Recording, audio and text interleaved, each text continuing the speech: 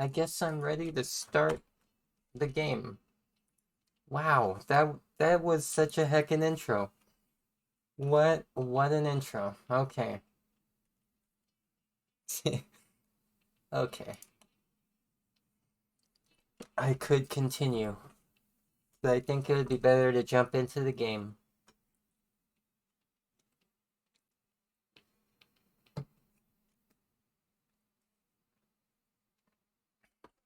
All right. Oh yeah, I was looking at the equal rights board.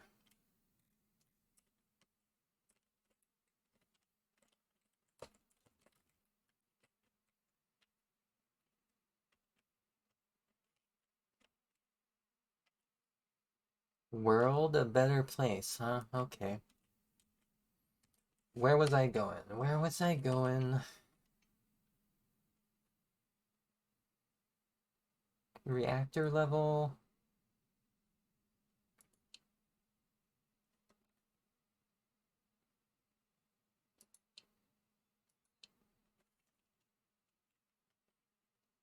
Let's see. Oh no. There we go. I forgot to unmute the game. Okay. I'm trying to remember which way I need to go. I came in through here. So I think I want to use the main elevator.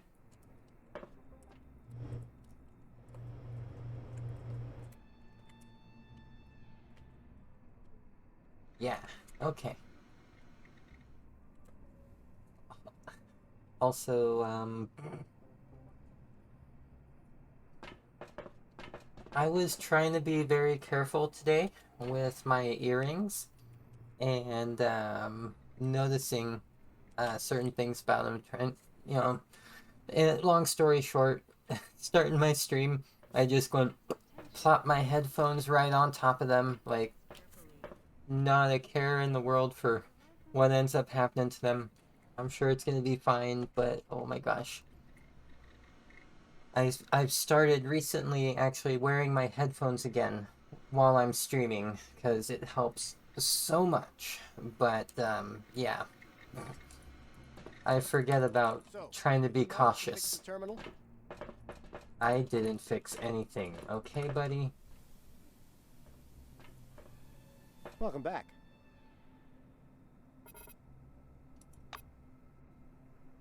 So head up to the CCTV room upstairs and check the feed terminal. It was nice chatting.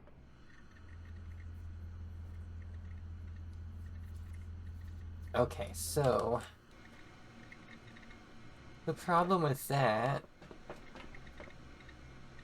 is she doesn't like me checking out these terminals, so... Well, what again? It's still working. Scram! Oh, check the surveillance terminal. The terminal seems functional and the software is working properly. It seems not to be a software issue after all, but a problem with the cables or the mainframe itself. Look at the first monitor. Entrance zone, main entrance, reception. Distort image of the space in front of the elevator. Empty hall. Snowstorm of static. Oh, white noise. Outlet of the ventilation. Why would anyone need to monitor that? Hello.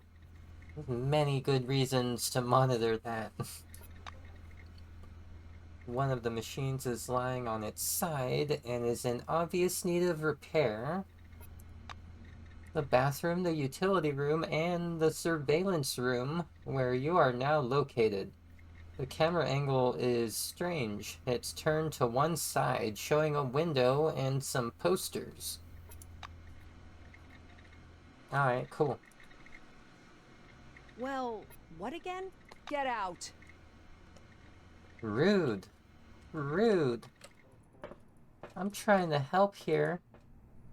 So, did you manage to fix the terminal? Oh, yeah. Wow. Look what the wind blew in.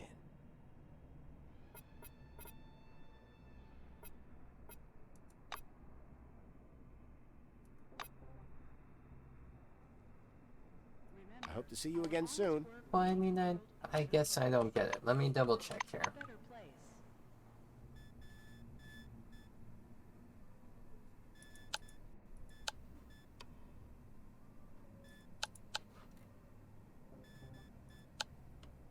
Jeepers.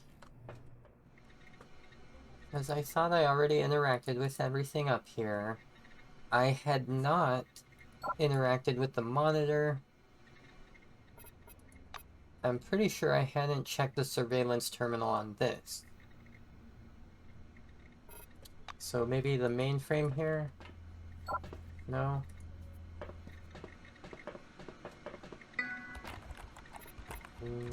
No.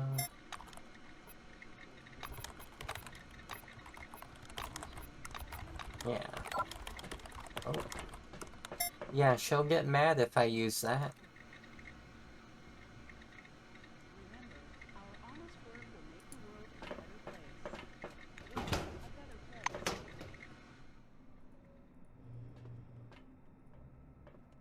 I'm gonna try saving my game here real quick.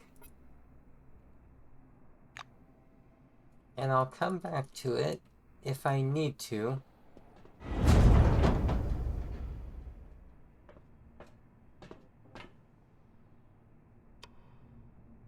You put the selectron against the elevator panel and press the call button. Please select a level. The sound in the speaker crackles slightly, like on an old record.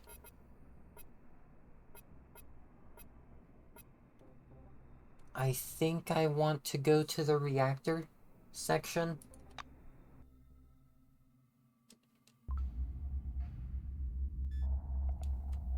Floor level -7. Reactor room. Oh no.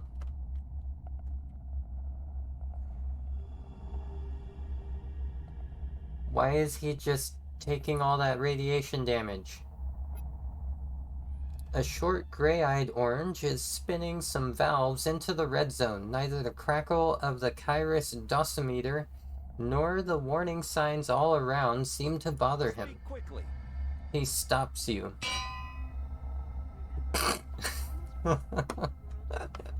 That was perfect timing. Thank you, Turbo. Thank you for dropping that Minecraft anvil on my head.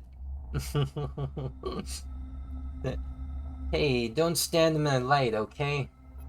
Tell him this area is unsafe.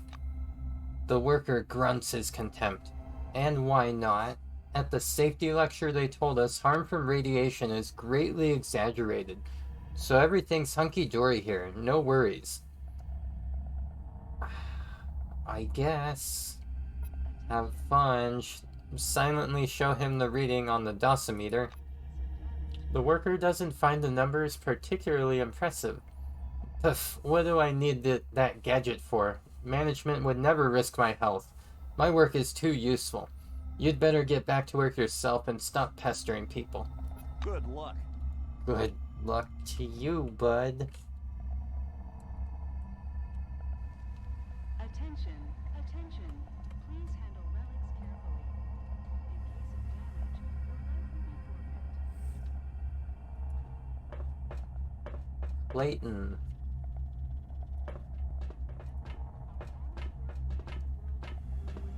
So, a dusty, disheveled man turns to you. His badge reads Clayton Montgomery, electrician.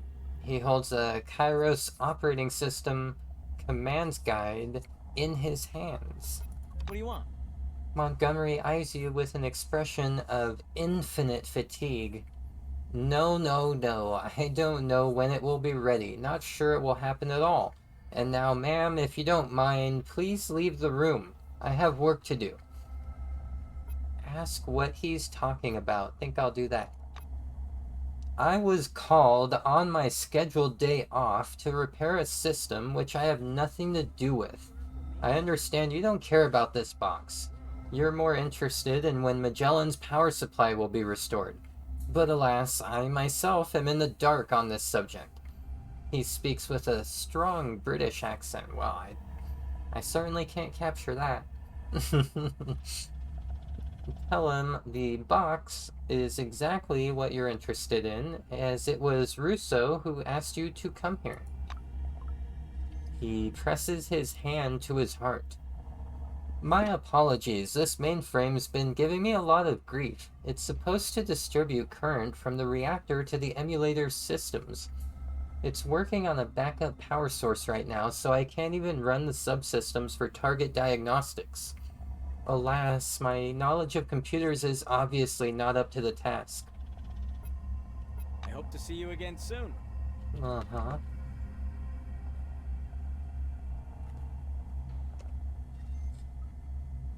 Oh, apparently my character wants to get some rest.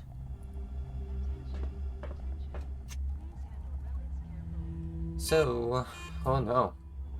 There must be a special kind of mainframe controlling the power system. The dull screen displays the following text. Emulator project, emergency mode. There is a table beneath with the current power supply data. There are 2 switches beside the terminal. Go ahead and inspect them switches. Before you are 2 large levers. Auxiliary systems power. This says the text above the first one. Emulator project main power reports the label under the second one. Pull the second lever.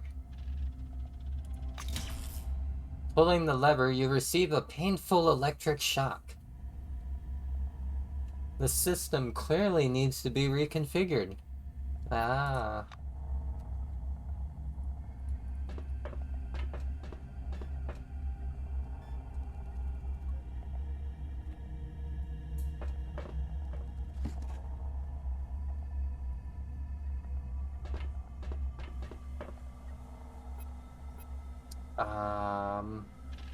Connect your Kairos and enter update DB to update its database. A cryptic message is displayed on the screen. Perhaps if you knew a little bit more about science, you could decipher what's required of you. Enter logout and move away. Ah, I'm too dumb. I can't figure it out.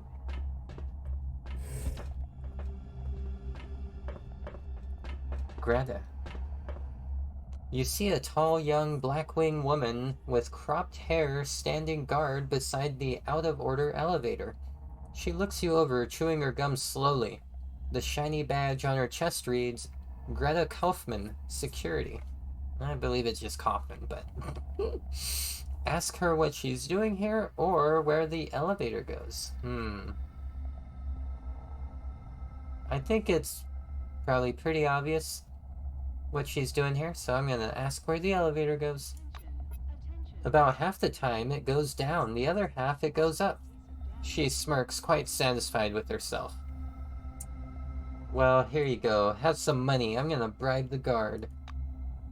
She hesitates, but greed overcomes her sense of duty. After counting the bills a second time, she lets you pass. Goodbye. One more thing, if for some reason you decide to cause trouble in there, I'll beat you up. Got me? The black menacingly taps her baton on her palm. I'm sure she would.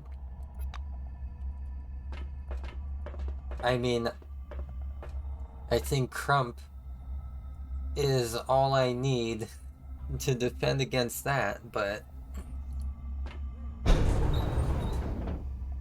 Uh-oh.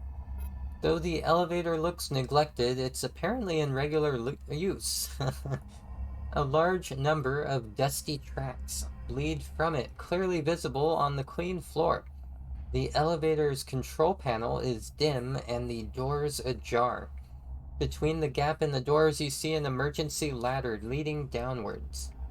So I am going to climb the ladder, but before I do that, I wanted to loot some things.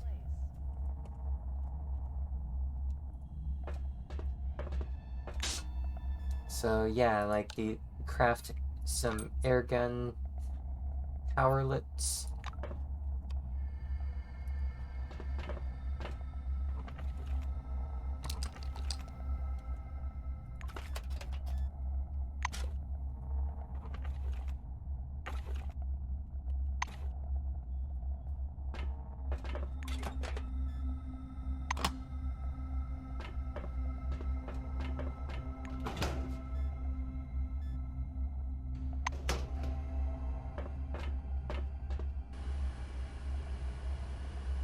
Okay, and I wonder if I should check out the terminal.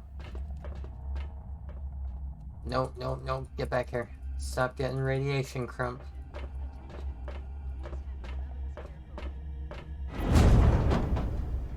Okay, squeeze into the elevator and climb down the ladder. That's always a good idea, right?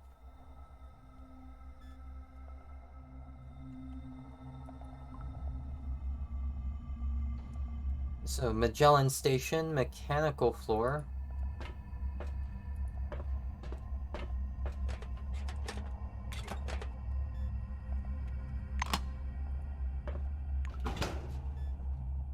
Robocharger. Robot charging ability is required for use. With this device, you can transfer additional energy to the RoboKid series robots. This will significantly improve their mobility, computing capabilities, and sensory processing, but only temporarily. Okay, I guess I'll take it.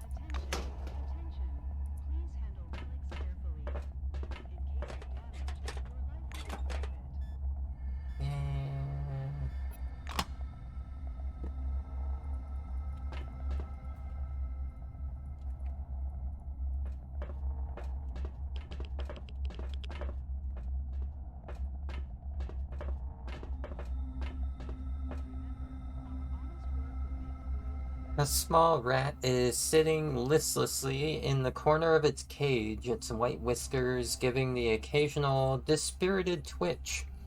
Not exactly what you'd call champion material.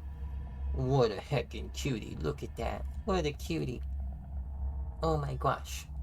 Also, I'm gonna try to fix something real quick. Wow. For some reason, the accuracy of the mouse tracking right now that I'm getting is very, very poor. Let me make sure I didn't mess any of that up. Nope. Okay.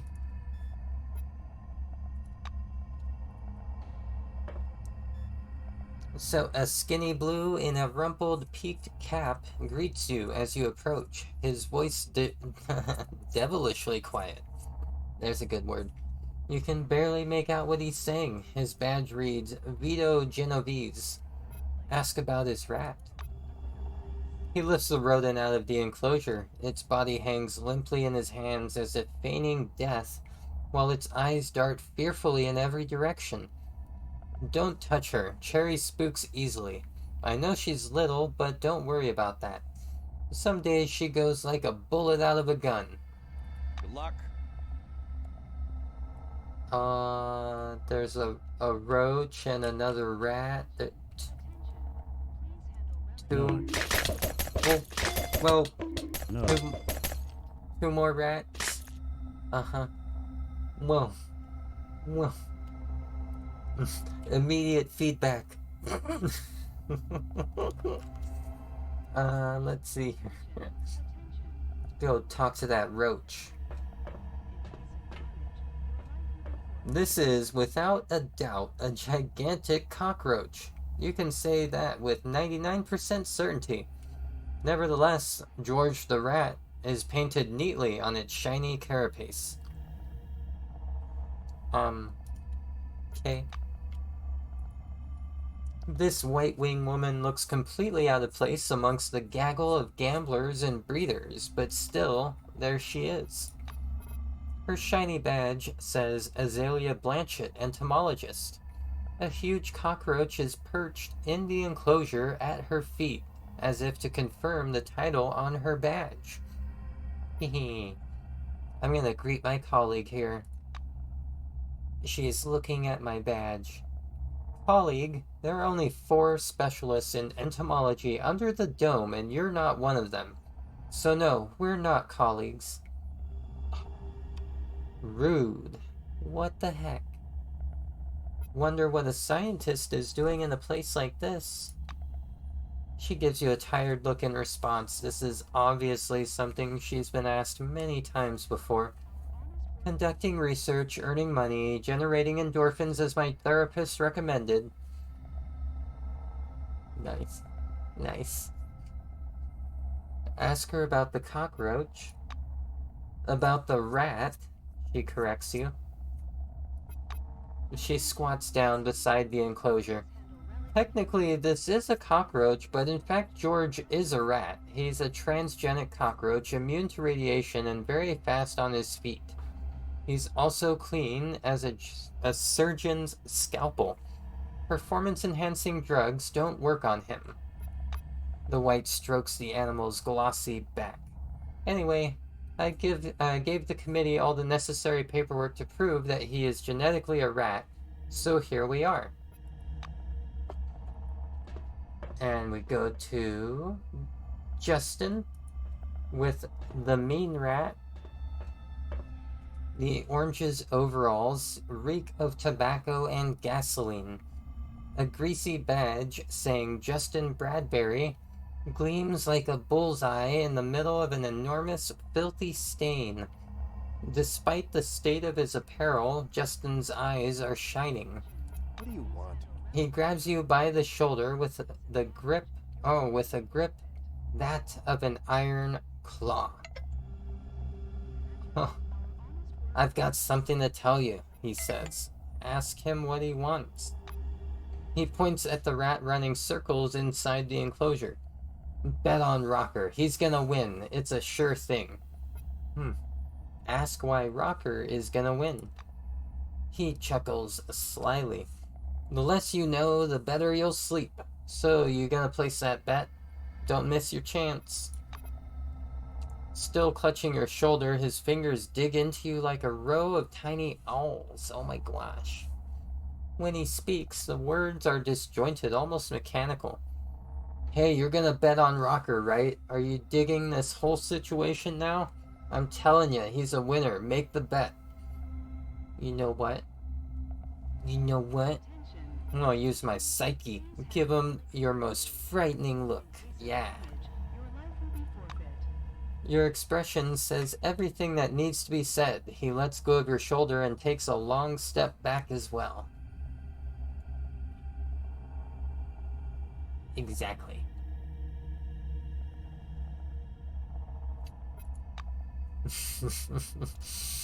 I tried to do the angry emote. It wasn't working. I couldn't do it.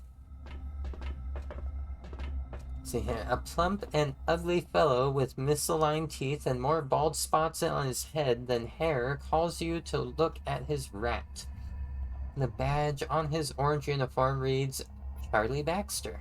Good day. He shakes your hand with a warm palm. Hi, I'm Charlie Score, and my rat's name is Plunger. My advice is bet on Plunger. He's a shoo-in, I'm telling you. I almost feel bad taking these people's money. Ask him why he introduced himself as Charlie Score. He winks at you with one bleary eye. Ask my broad about that. Ask him to tell you more about his rat. The orange gently lifts the rodent out of its makeshift enclosure. I caught Plunger in the shithouse. It took me 20 minutes to hunt him down. I just knew he was the future champion back then. Bet on my boy here and you won't regret it. The shithouse. Good luck. Large rat is energetically exploring its cage, rustling around in the sawdust. To you, the animal is utterly unremarkable. So the mean rat here, The rat is frantically running from one corner of the cage to the next, raising clouds of sawdust and tearing at the newspapers covering the floor. I'm gonna use my medical know-how, make a clinical analysis of the rat. Examining the animal carefully, you quickly realize there's something very wrong with it. It's breathing too quickly, its mouth is wet with saliva, and from time to time a nervous tremor runs the length of its body. This rat is on performance-enhancing drugs.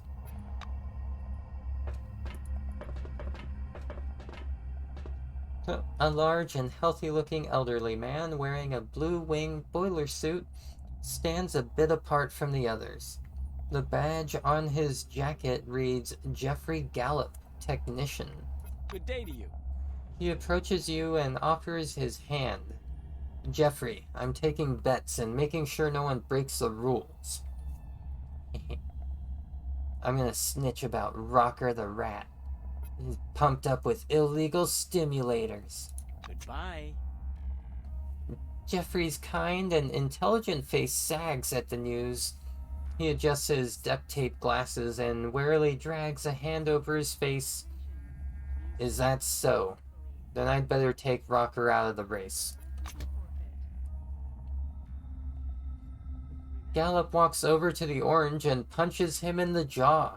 With a short, dull moan, the fraudster falls to the floor like a sack of moldy potatoes. The blue looms threateningly over him. You've been at it again, you jackal. Didn't I tell you no dirt in my race? No setups, no rigged bets. Get on your feet and get out of here, or you'll be carried out.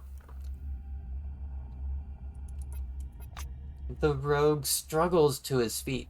He staggers in a drunken zigzag to the exit. Jeffrey turns to you. Thanks for your vigilance. The referee claps his hands in the air to get everyone's attention. Rocker has dropped out of the race. All bets are withdrawn. Come get your refunds and place your bets, friends. The crowd surrounds Jeffrey, blue tickets raised overhead. Ooh, I got 20 comm bonds for that. Oh, you again. So you know what? I think I'm going to make a bet Come back again. on the small rat. So, with Vito. So, where were... Attention. I think that was Cherry. Handle relics carefully. In case of Bye-bye. damage, your life will be forfeit. Yes? Yeah, See you later. Cherry. Hello again. The judge takes your money and gives you a scrap of blue paper that says Cherry. He points at the monochromed camera display. The races take place in the tunnel near the reactor, and we follow them on this screen. There's 4 cameras, one at the start, one at the finish, and 2 along the track. The race is about to start, so don't take your sweet time here. And one more thing, he touches your elbow. We usually disappear for a while after each race. Here's the deal. If Blackwing catches you, there's gonna be a mountain of trouble. We make our bets, watch the race, take our winnings, and leave. Get it? Goodbye. Alright. I think I get it.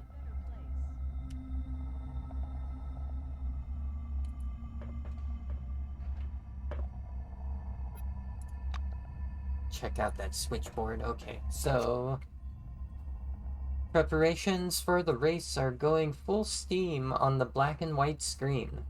I think I'm gonna go ahead and wait for the race to start. You squeeze through the crowd and take a place in front of the screen. The spectators are noisily discussing the race and their bets. The handlers are getting their animals prepped for the start. Need some water. Please handle relics carefully. In case of damage, your life will be forfeit. Oh my gosh. So much reading with this game. I like it, but whoa. Okay. So I think so you can look at the track, look at the animals at the starting line, look at the track. The narrow, winding tunnel is illuminated by Christmas lights. Cardboard dividers separate the rats' lanes. 4 cameras are focused on the track. The last one hangs right above the finish line.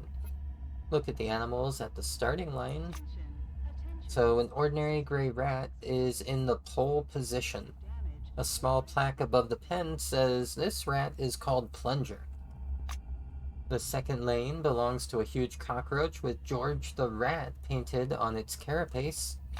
The third rat is so quiet and small you can't see it at first. The plaque above this rat reads Cherry. That's my little Cherry. My little Cherry. A rat named Rocker was supposed to start in the 4th lane, but the animal was disqualified for doping, so that pen is empty. The 5th pen is empty, even the overhead light is off. Apparently, these races have even more contestants sometimes. Wait for the race to begin and watch. So the preparations are coming to an end and the handlers step back from the cages. Jeffrey takes his place by a switcher with a big red button. He's poised to read the gates. Oh. The button clicks and the rats and the cockroach run down the tunnel. The racers disappear from view but reappear in the next moment on the second camera. Amazingly, Cherry is in the lead. Who'd have thunk it? Me. I thunk it. It is me. Antenna drooping, the cockroach stumbles in last. His owner, standing next to you, sighs disappointedly. The last racer appears from the second camera's display. A moment later, the front runner comes scampering onto the third camera's display, and that rat is George. The cockroach, no, is zipping ahead like a race car. A few angry shouts are drowned out by raucous cheers. Cherry, the last rodent to come into view, stops and looks up at the camera with round, mournful eyes. After standing there for a moment, she continues the race. Judging by the burgeoning volume of the crowd, the race is coming to an end. You stare unblinkingly at the screen. The spectators hold their collective breath and the racers appear on the last camera's feed. Frickin' George. George surges ahead of his opponents right before the finish line. The huge cockroach crosses the line a mere inch ahead of Plunger.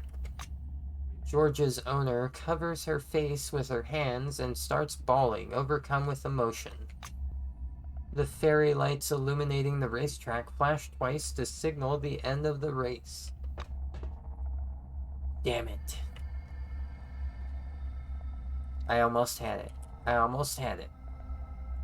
So, where were we? He's counting the money. It was a good race. The fastest animal won, as it should be. Ask him how the races in the reactor section began. He pauses thoughtfully. What can I tell you? It all began as a joke back in '73. The joke got out of hand, as you can see, and now this rat race is a real sport. He nods distractedly. Go ahead and ask. I don't have any questions, bruh. Come back again.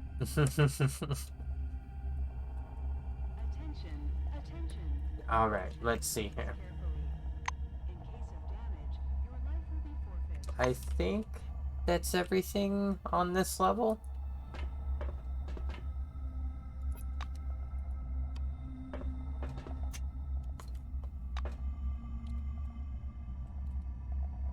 Yep.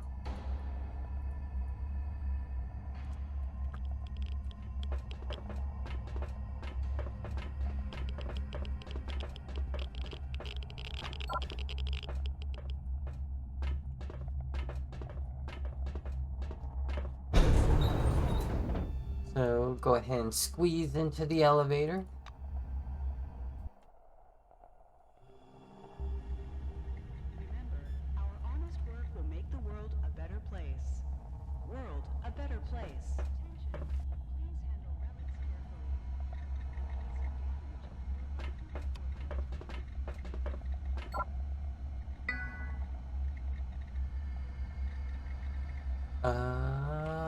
unusable terminal.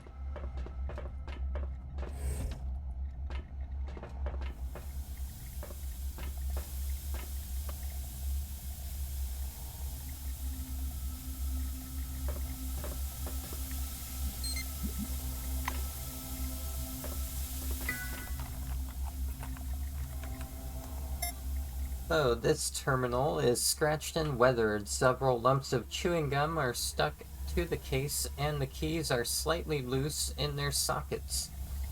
The familiar Cronus logo is flickering on the screen. You tap the spacebar and the system loads the main menu. So, main menu, user profile, good day employee. At this terminal you will find relevant information about using workbenches and everything else you need to be a worthy Blue Wing employee. Please select a command from the following menu. Okay, so chemistry workbenches, technician, gunsmithing, cooking, orange tools. I don't think I need any of these right now.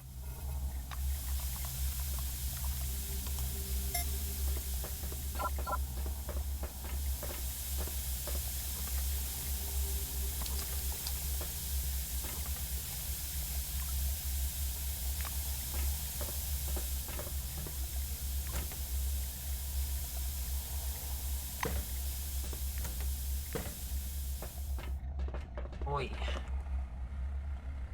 Come on, Link, calm down. It's only been 3 hours, no big deal. Yeah, only 3 hours. That's too long. He's just looking for the damn fuse box. Don't get all dramatic. Why can't you check it out yourself? Ah, of course. The horrible monster living in the vents. It's in there. I'm not even going to comment. Horrible monster sounds like something I can take care of. Something I can take care of. So, before I do that, I need to go ahead and take a quick little break. It's just gonna be like a minute or two. I'm gonna get some more water and make a little pit stop. Might grab myself like a cookie or a protein bar, something like that. Heckin' love y'all, BRB.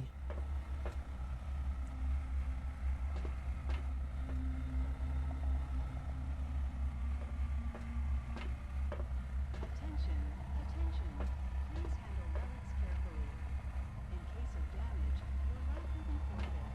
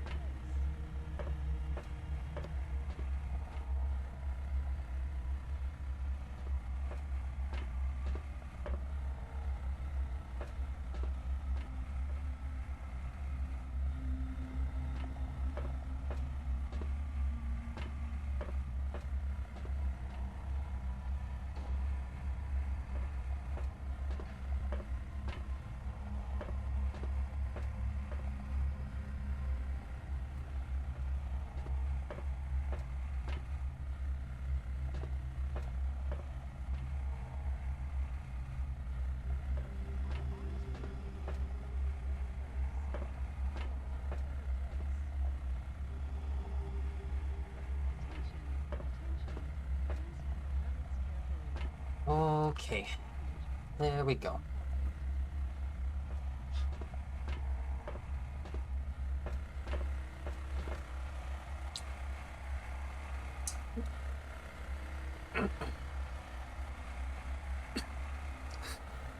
Wow.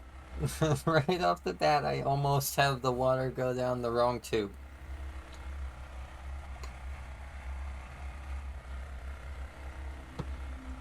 Okay. Disaster averted. So, oh, I was a little salty after that. I was a little salty.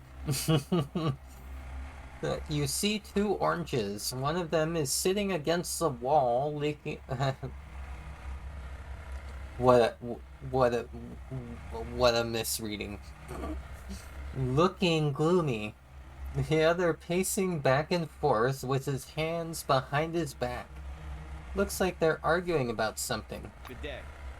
The red-haired guy wearing the duct tape spectacles notices you first. He stops pacing and offers you his hand. Doug Preston, and that sad monkey in the corner is my friend Link Child. Idiot. The orange sitting on the floor snaps morosely. Asks them why they're sitting here. Preston encourages you to sit down. The three of us, Link, Harold, and I, typically work together. His mate sighs gloomily, shaking his head. We used to work together. Doug rolls his eyes. Here we go again. Link's convinced something bad's gonna happen to his brother Harold. Harold entered the ventilation system and replaced some fuses, and he still hasn't, to replace some fuses, and he still hasn't come back. Preston points to the ventilation access. Could you please see if you can find Harold? I'm claustrophobic, and Link, it's a long story. Alright, I can do this. He shakes my hand. Thank you, and please be careful just in case.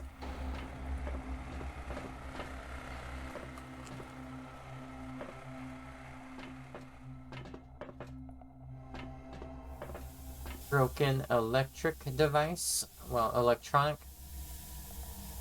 Also, I'm gonna turn down the game for a moment.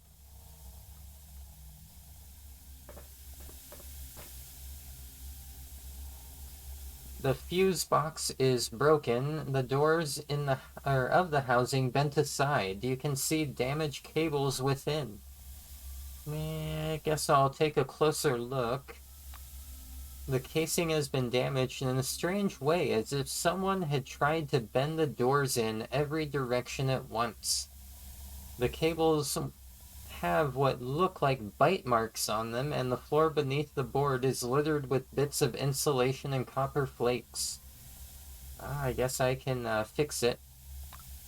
You shut down the circuit breakers and properly insulate the damaged cables. The fuse box is functioning properly, green status lights flickering blurrily beneath the frosted glass.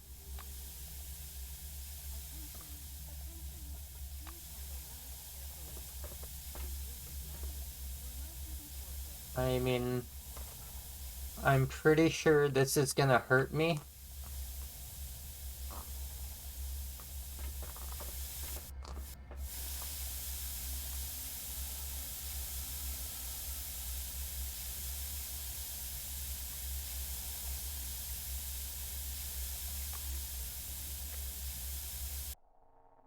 I didn't think it was gonna be like instant death. Whoa.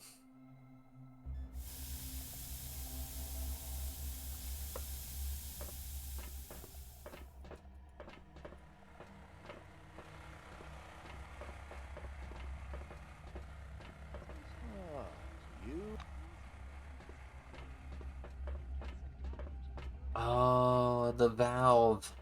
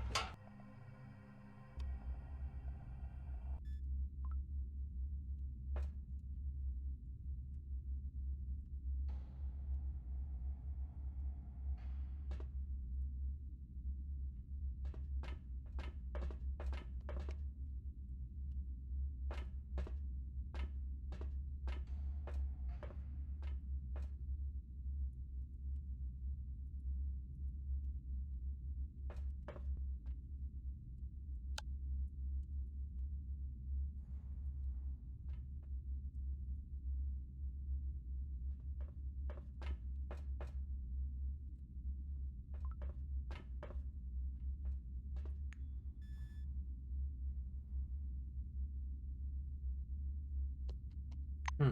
Okay, found the missing person dead here.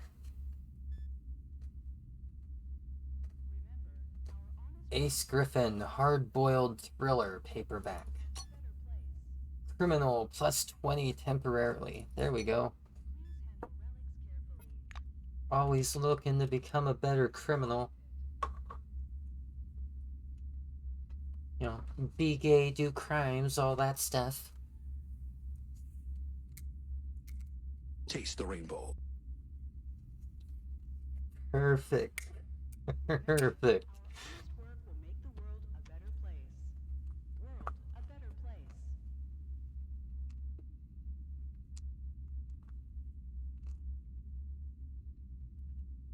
Mm. That mango pineapple energy drink is so yum yum. So yum yum.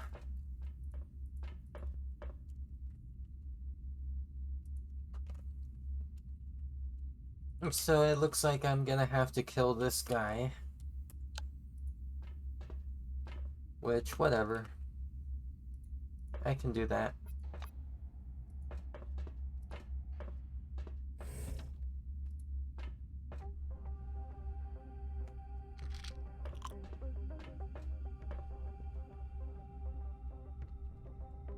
Heckin' chump. Trying to charge me.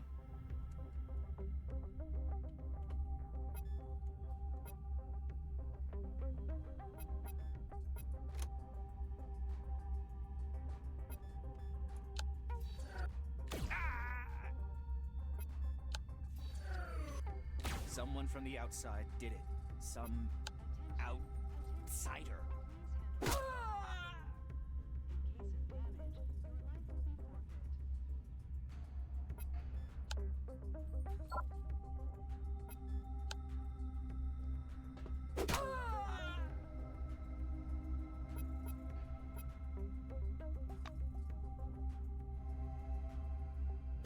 Good old-fashioned fist fight.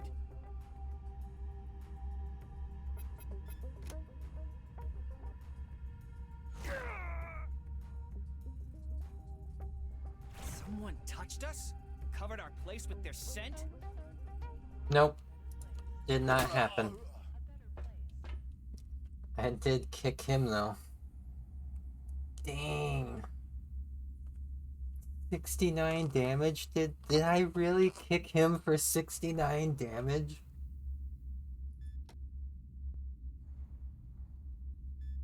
Oh my. That's one beefy leg. Attention, attention. Please handle Leg like a tree trunk. In case of damage, your life will be forfeit. Dark Secrets beer. Okay. Some airplane. Some salmon fish snacks, which are gross, but I will still eat them. So heckin' gross.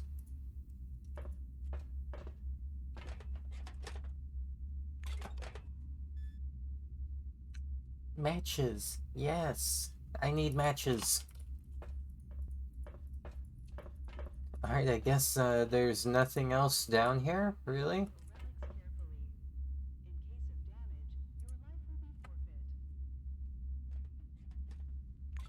Remember, our honest work will make the world a better place.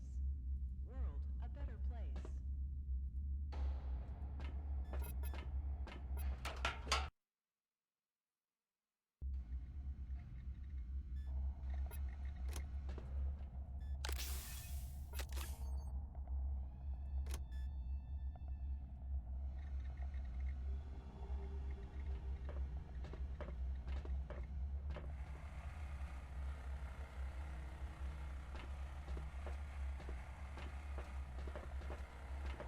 Oh.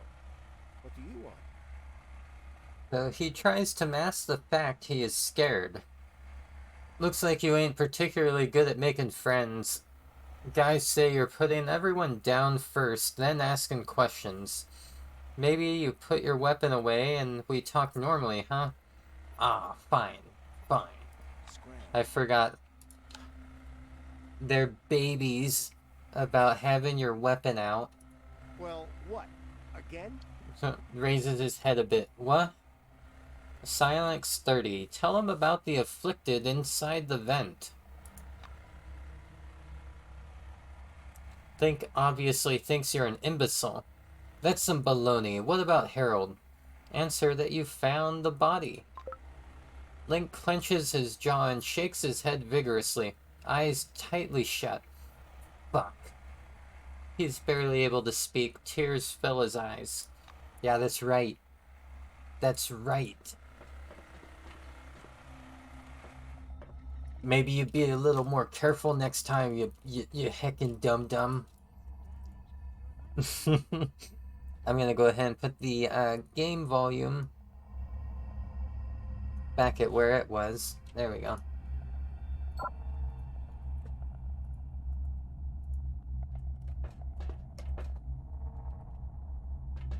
So, I already talked to Clayton there. I think I want to go to administration and offices.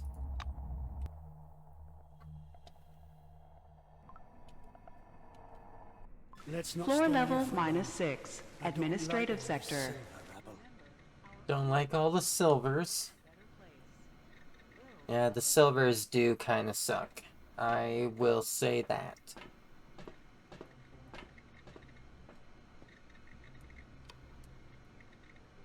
Like, I'm all about White Wing. I just wish it wasn't so close to Right Wing. Like, dang it.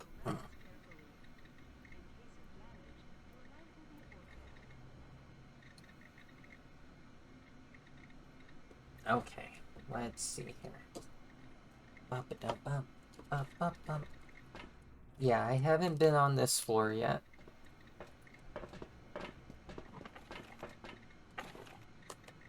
Oh yeah, I have coffee. There we go. I'll wait on that. Wait on that.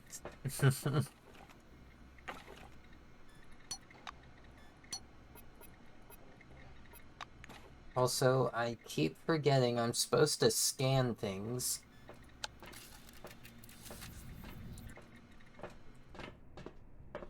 Remember, our honest work will make the world a better place. World a better place.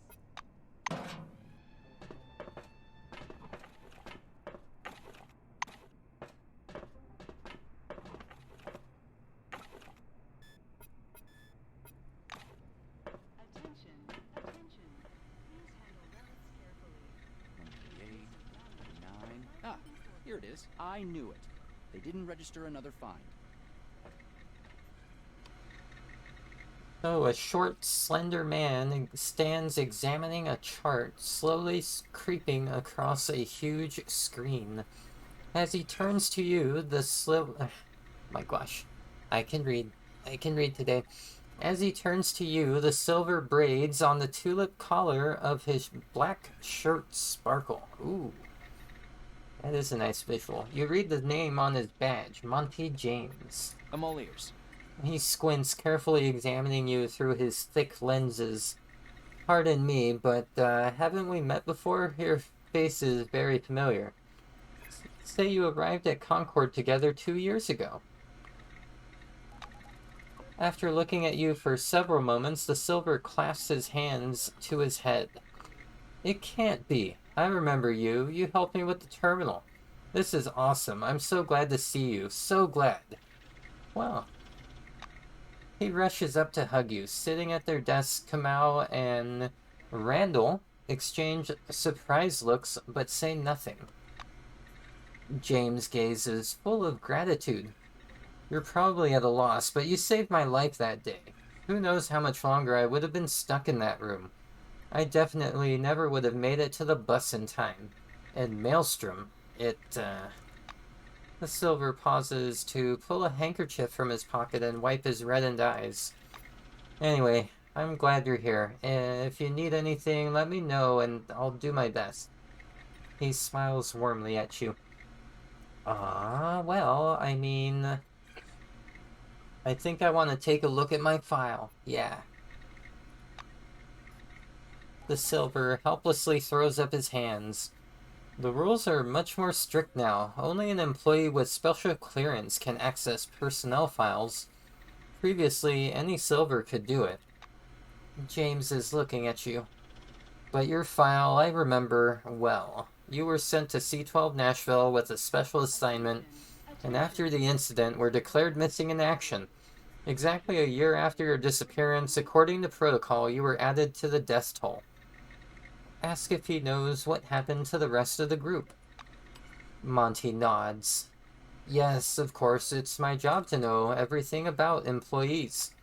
He nods at his workspace. Can you imagine? I had to learn how to use a computer after all. And that, let me tell you, is one hell of a thing. After pulling himself together, he falls awkwardly silent. Well, with the permission of the senior administrator, I ran our fellow travelers through the database about a month ago. There are some curious details. He counts off on his fingers. Elsa worked here at Magellan for a long time before quarreling with Resner from surveillance. Then she simply left the city. Bisley ended up behind bars, then escaped. Potanin, as far as I'm aware, settled in Carmine Heights, and Kimura went to White Swan Base. Me, I'm here, but you died officially. Ask how exactly he can help you.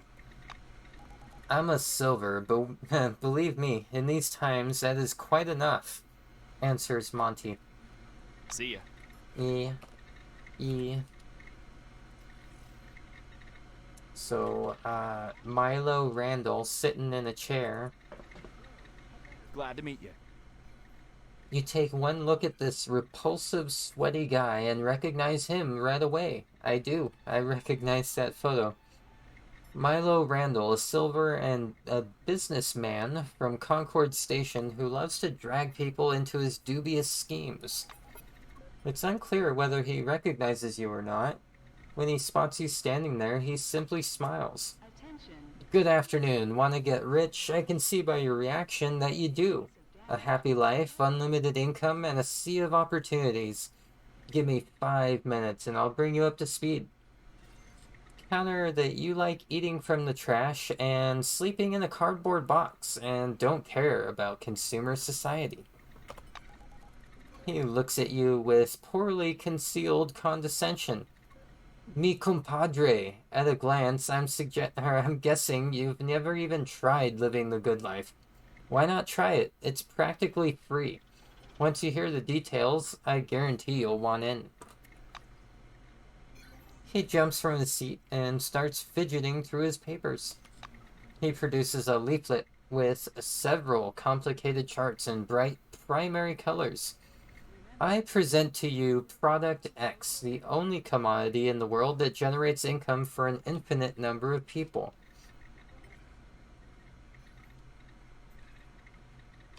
You can't see it, but I'm doing the hand motion.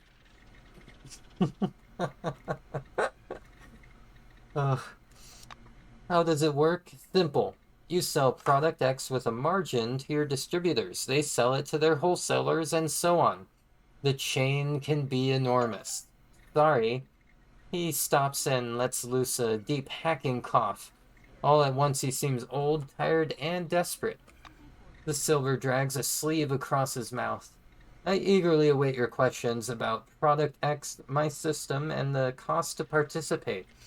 I can also offer you a small job. It's a little questionable, just so you know. Yeah, I think I'm gonna just move away from that dude. I think I'm gonna get out of this room. Not... I don't want to talk to that other person, because Milo here just turned me off so much.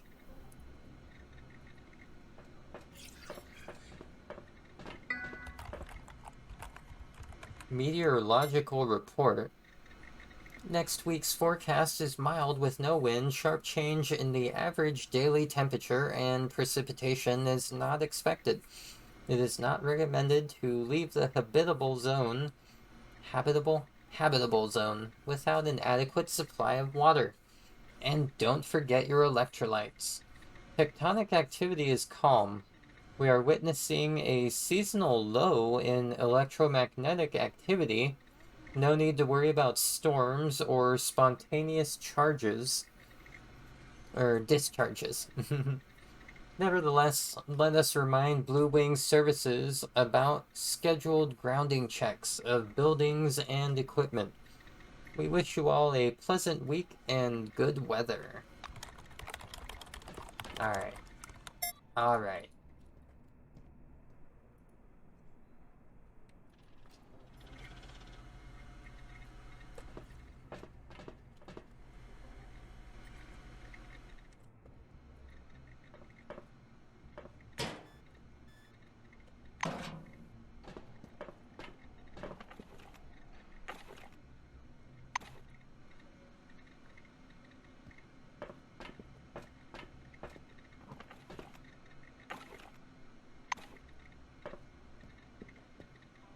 So an unkempt orange with matted hair and a 5-day beard is meditatively scrubbing a bench with a soapy sponge. At the sound of your footsteps, he turns. There's a bright orange rectangle on his faded old jumpsuit where the name tag should be. Gabriel Garcia is written there in marker pen. Hola. He greets you with a raspy, lifeless voice. Well, I sure didn't do that. And goes back to doing what he was doing. I was just happy to get to say hola on stream.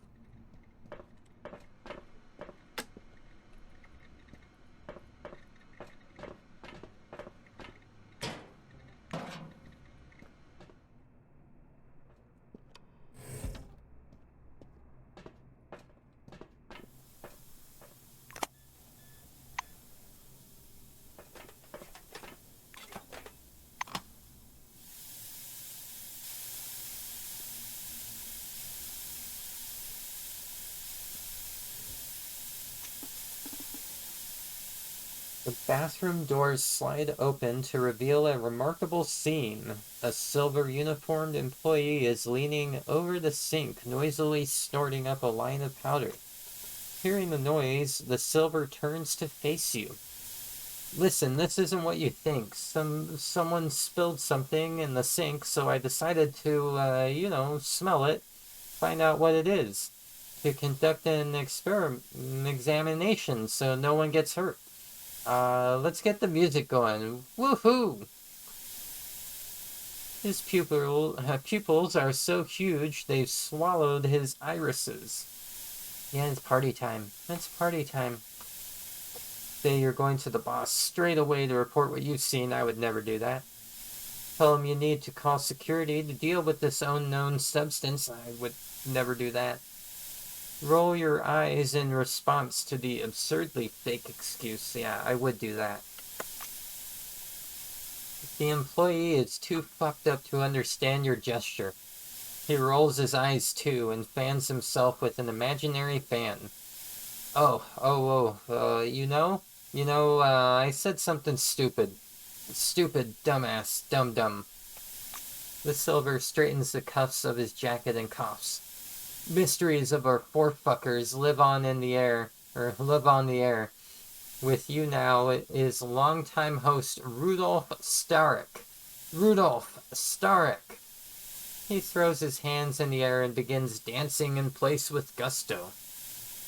Yeah, I think I'm gonna join his insane dance.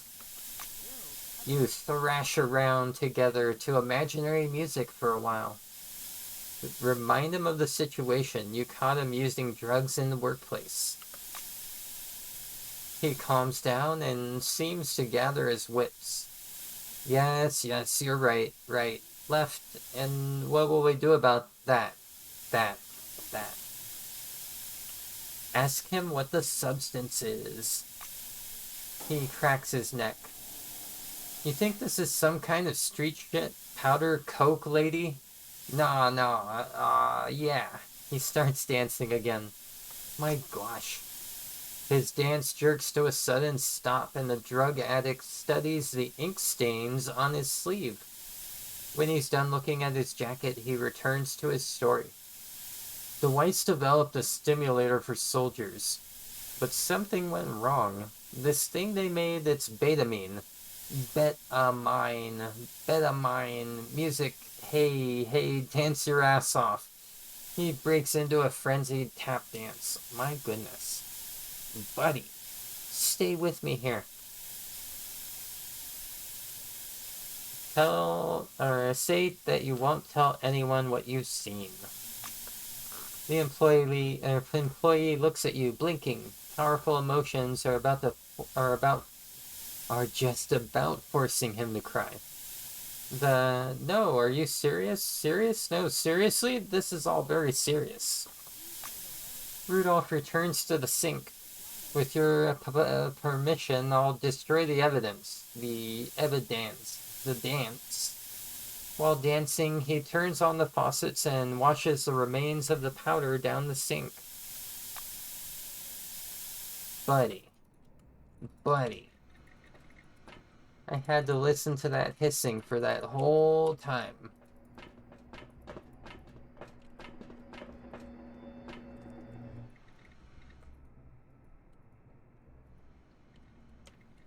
I couldn't help it though. I had to join in for the dance.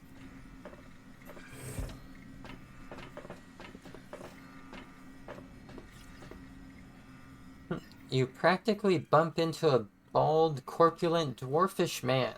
Looks like this Blue has the gift of stealth, somehow staying invisible even in this well-lit room. Good day. The fat man jumps to the side. I'm sorry, forgive me. He mumbles and avoids your gaze. You see a name on his badge, Rick McDougal. The Blue extends his arm in an incomprehensible gesture. It seems like he wants to ask you something. I guess I will nod to him. He gapes anxiously, as though he's lost the gift of speech. Are you the new junior technician? You're here about Minerva, right? So Minerva, a decentralized computing system that facilitates information flow throughout the dome. Created by Siamese twins Sid and Phil, and that certainly was reflected in its design. I'm gonna point out that I'm wearing a White Wing uniform. The Blue's expression changes. He's clearly uncomfortable. Yeah, sorry, I just didn't notice. I'm gonna tell him I can try to fix the problem. He grows animated. Okay, you can even use my computer if you need to. Oh, one more thing. You need a password for everything around here. It's this word and the number of the mainframe squared. Like for mainframe number 4, the number 16. Take this. He hands you a scrap of paper with a strange word written on it. Forget Migej. Forget Migej. Okay. Ask him what it means. He explains, I thought it'd be safer to use a Swedish word. I just looked it up in the dictionary. It means forget-me-not. It was my mom's favorite flower. He nervously runs his fingers over the keyboard. The letters with umlauts over them are entered using an additional key. It's easy, see? Yeah. The mainframe locks down every time you leave, so you need to enter the password every session. Sorry for the inconvenience. He adds, staring at the floor. So take the piece of paper with the password and go. I hope to see you again soon.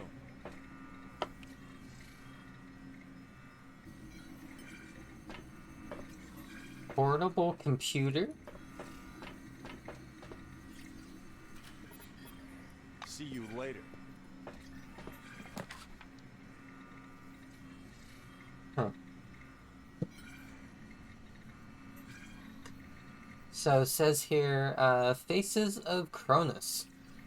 Conjoined twins Sid and Phil were born twice, and the first time was very unlucky. Their mother died at childbirth, and the malformed heart they shared was slowly dying from the strain of supporting two systems.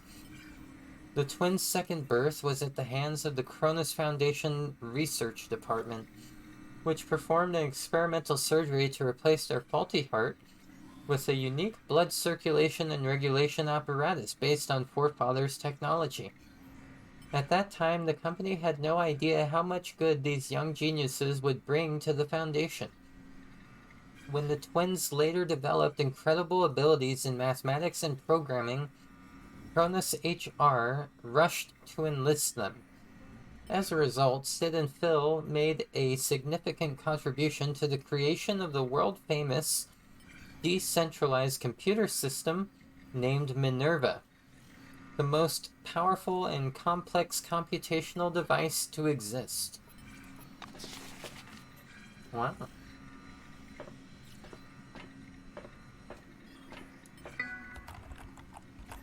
You approach the powerful modern terminal. Its wide screen amicably awaits you. You could probably play games on this one. That's probably what its owner does all day long. So, main menu, System Administrators page. Good day, Rick. Enter a command to open the desired menu item. We got mail, system check, journal, ping, game. I like how game is... No. What? I like the throw. But I like how game here is right up at the top. It's the last thing mentioned, but the first thing that I can do. I'm not gonna play a game though. I'm gonna send a ping. The mainframes on the network respond one by one, but with some delay. Okay, system check. The system data is displayed on the screen. Processor temperature normal. RAM unoccupied. Nothing suspicious.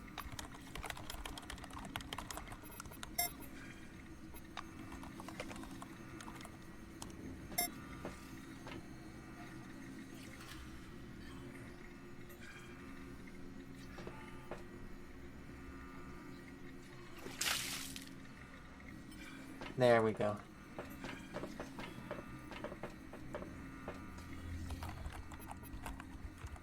Oh. As soon as you touch the device's keyboard, the system fans start roaring furiously.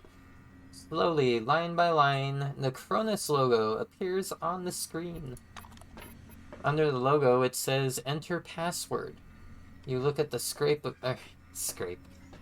of paper with the word Forgotten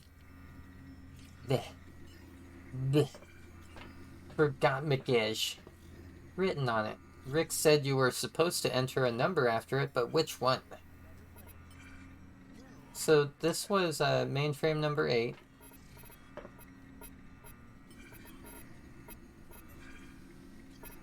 I thought it was supposed to be 8.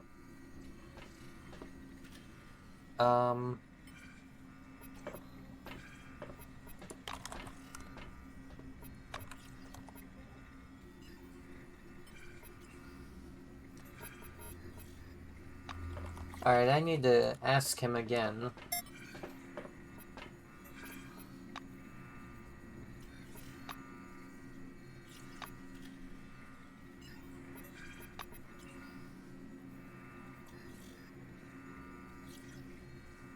Add the square of the mainframe number. That's right. The math. See you later. Trying to get me to do math.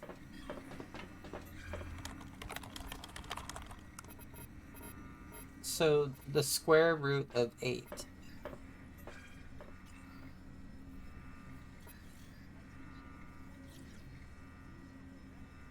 I don't know. I mean...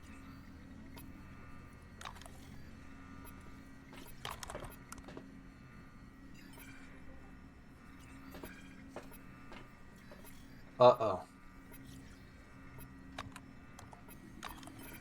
I'm just guessing at this point. Oh my gosh. I'm so bad with math right now. Wait, is the square of... Okay, so 8 times 8? But, yeah, yeah.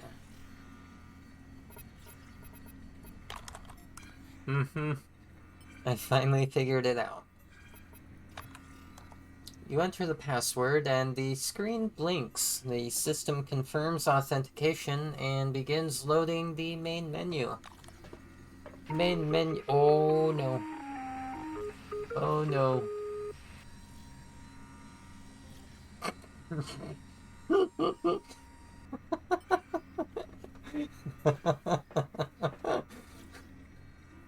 Smush.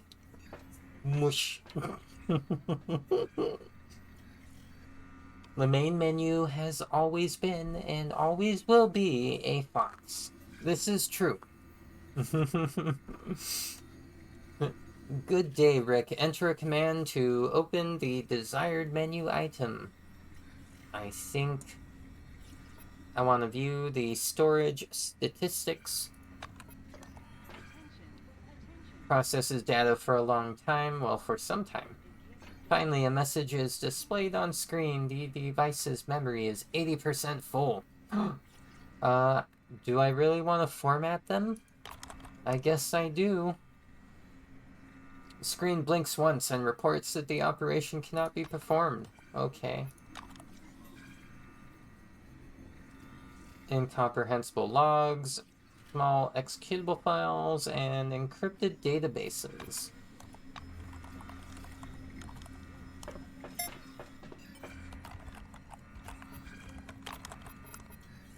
So, 7 times 7, what is that, 49?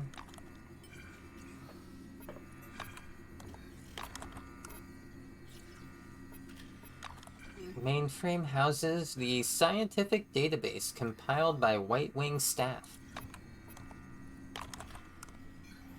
80% full.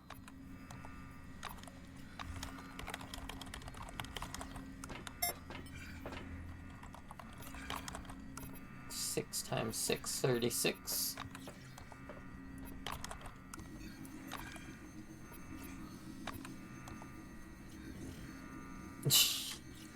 Look inside the mainframe. You see where someone started a tic-tac-toe game on the dusty panel. So I will add an X to finish the game.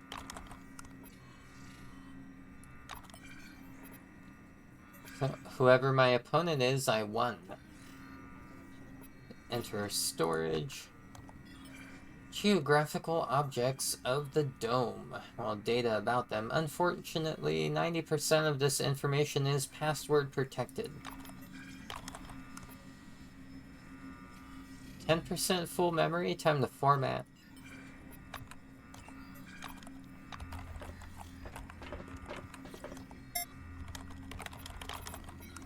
So 5 times 5, 25.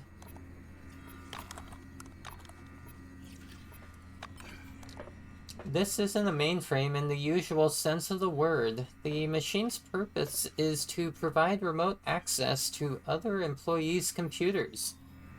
Enter remote to access employees' computers. The program's interface consists of a command line and a massive chart made up almost entirely of numbers. The first column is labeled employee number and the second equipment number address. Enter read to examine the contents of the chart. Oh, a chart appears on the screen. So, employee number, equipment number, address. Okay. Access.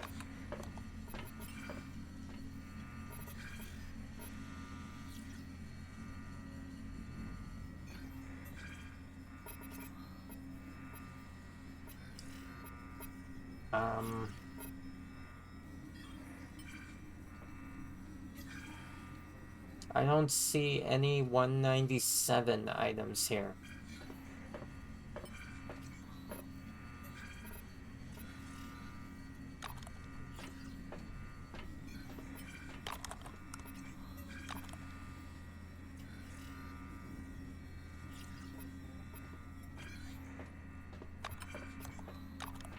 Okay. I guess I'm gonna go through all these employee numbers.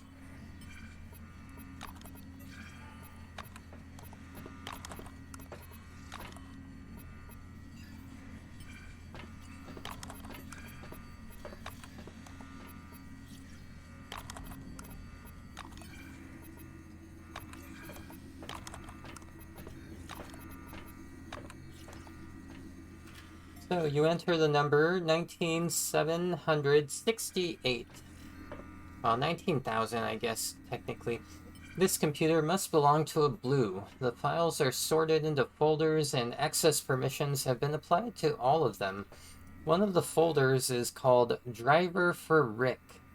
Directly inside, it is a file named README.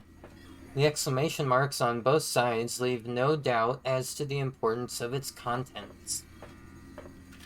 Enter read, or read the important file. Yeah, do that. The text scrolls up on the screen line by line. Rick, pay attention. The mainframes are lagging because of the faulty surveillance protocols that Nakamura had planted. You have two options.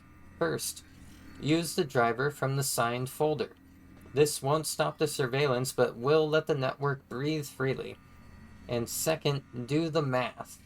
I'm not implying or insisting on anything.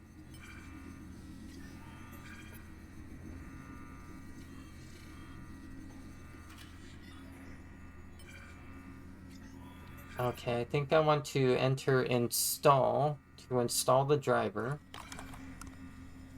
You initiate the installation process. The driver unzips. They're using zip.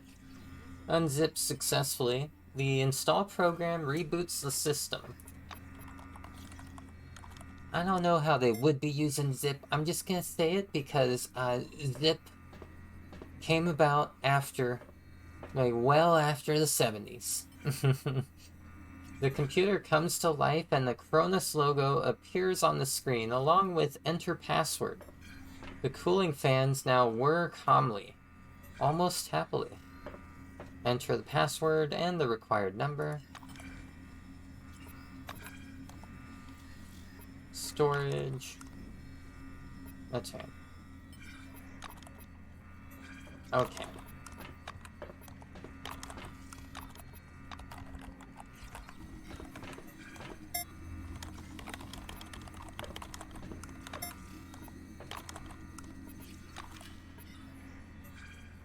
Kind of mesh.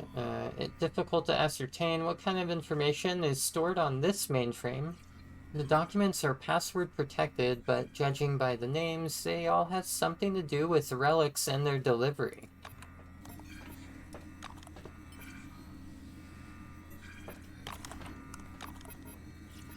Still can't format.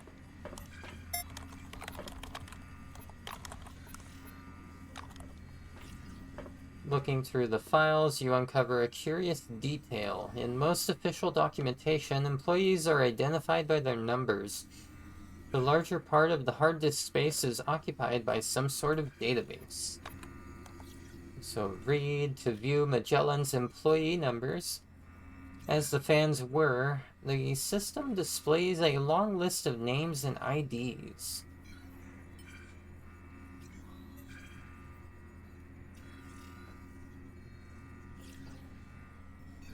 Okay, I think I recognize these names.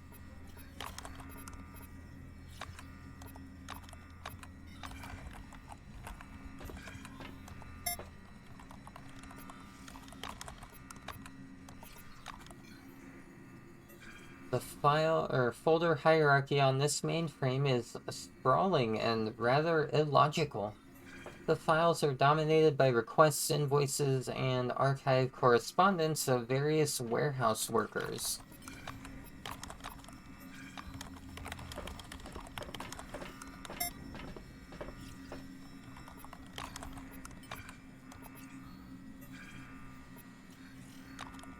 The mainframe's magnetic drive is entirely filled with reactor room logs. You scan through the files but don't find anything important.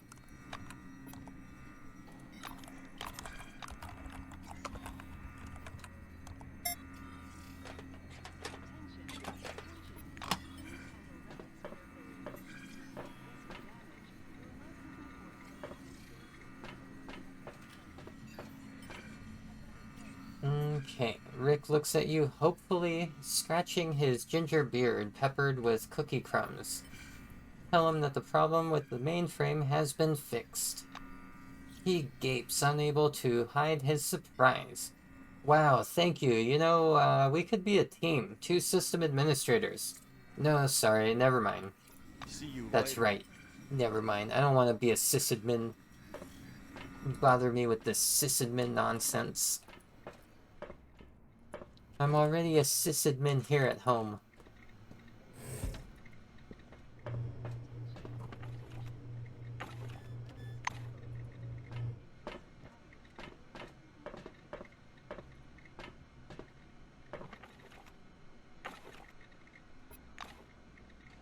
Take some money.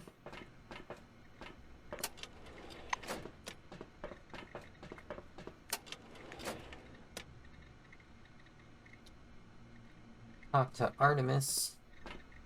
The waiting room for Kingsley's office is suffused with the hum of air conditioners and warm, humid air.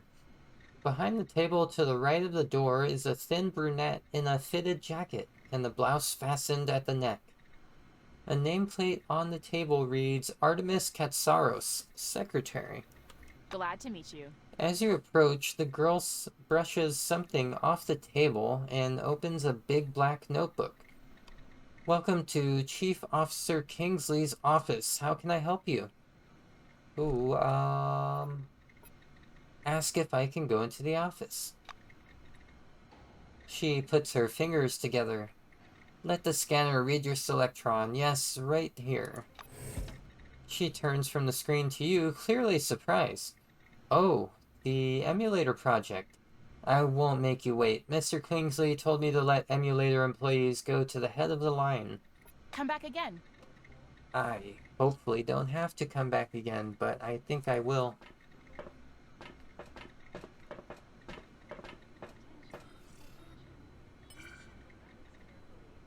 Dude has a turret in it, 2 turrets in his office.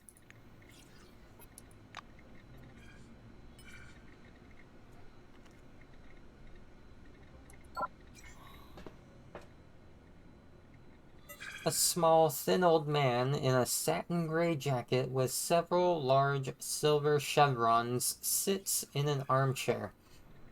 Martin Kingsley, head of Magellan Station. He seemed more imposing on the screen. In Kingsley's eyes, you see growing surprise. He's looking at you. I don't understand. Am I hallucinating again? Is it the visions again?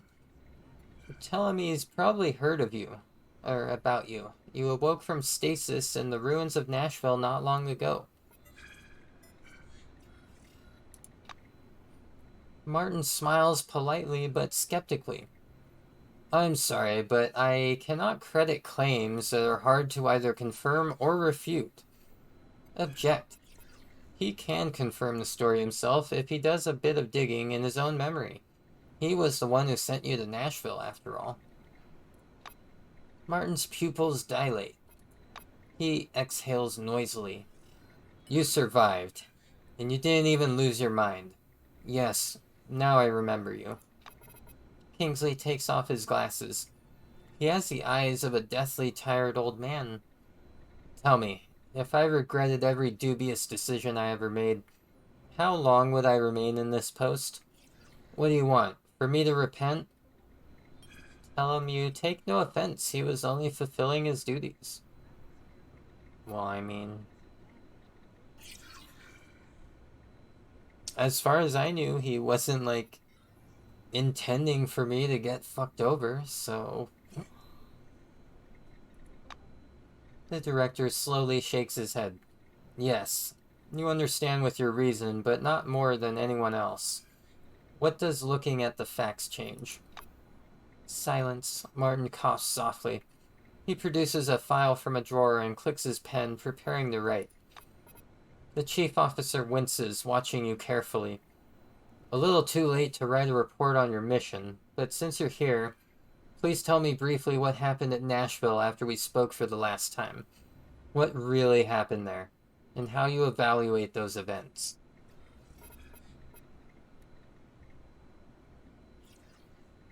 Oh my. One of these answers add that you tried your best to destroy mankind, and you'll try again if you get the chance.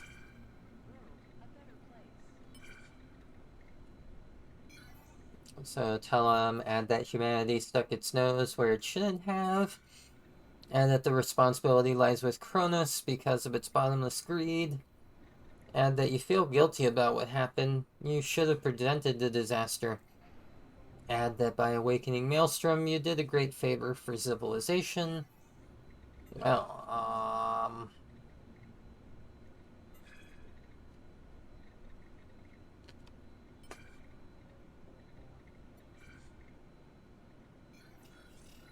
so I'm leaning to 2 here. Attention, attention. Please handle relics carefully. In case of damage, your life will be forfeit. Yep, I'm gonna do that one. Okay. Responsibility lies with Cronus because of because of its bottomless greed. Martin pretends to study his notes. Let's go over it again. You claim that by using different research methods, we could have avoided the disaster. To be honest, I'm leaning toward this point of view myself. He closes the file. Alright, I'll include it in your report. As you must know, the so-called Maelstrom, which appeared in the Nashville excavation zone.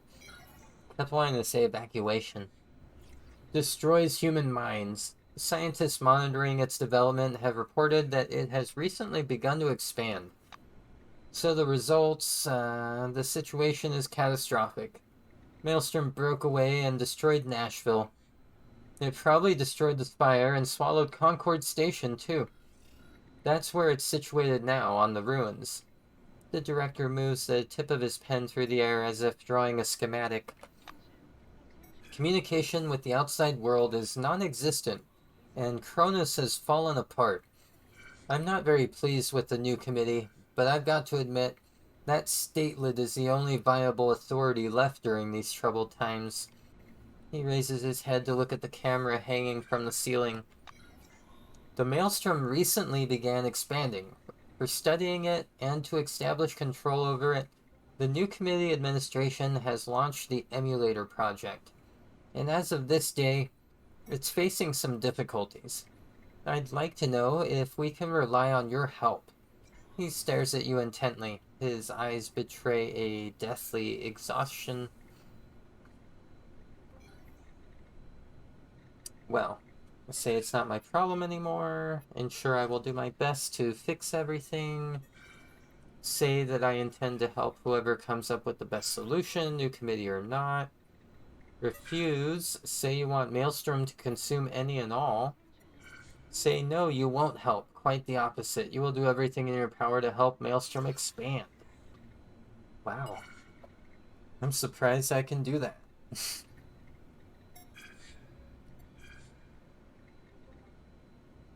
Remember, our honest work will make the world a better I place. think World a better place.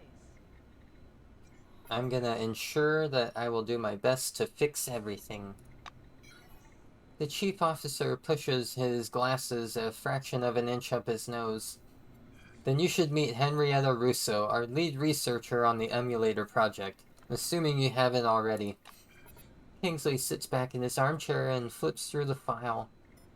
Thank you for your candor. This conversation was informative and useful for both of us, I hope. But I'm guessing this isn't what you came for. Perfect reading right there. I suppose you've got questions? Ask what it's like to be in charge of Magellan. Ask what he thinks about revoking Magellan's citizenship as a punishment. Ask if there's anything you could do for the new committee. I mean, it sounds like work. I'll ask if there's anything I can do. He folds his hand on the table and regards you. Absolutely. Although our main mission is work on the emulator, there's something else. Before we can restore them, we need someone to scout the affected facilities and report on their status. Kingsley opens a map on his handheld. Take a look. This is where the Gretel object is, a small experimental complex. Communication was lost on September 14th, 1976. The point on the map is the Sonora Warehouse Bunker. The exact date when we lost communication is unknown, but the last successful attempt was recorded in October 1976. The silver goes on. Martin swipes his finger across the screen and a marker lights up in an empty square. The Kaleidoscope Project Bunker. This one was classified and access restricted. You'll have to find a way inside. After a brief search, the director points to a certain location on the map. And the Campbell facility. Don't ask me what's going on there. They stopped responding to our signals shortly after the incident. Kingsley presses a button on the Kairos. Now you have the coordinates to the different facilities. I'll repeat the task. Scout them out and come back right away. That will be all. Alright. I don't care about these other things there that I can ask.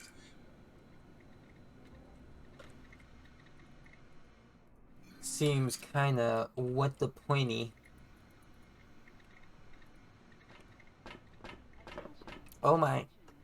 Wavy time. It's wavy time. Oh, there's too many pets. It's too many pets going on. Oh, whoa. That's kind of weird that those ventilation... well, I mean, it's not weird that they go there. It's weird that I can go there through them.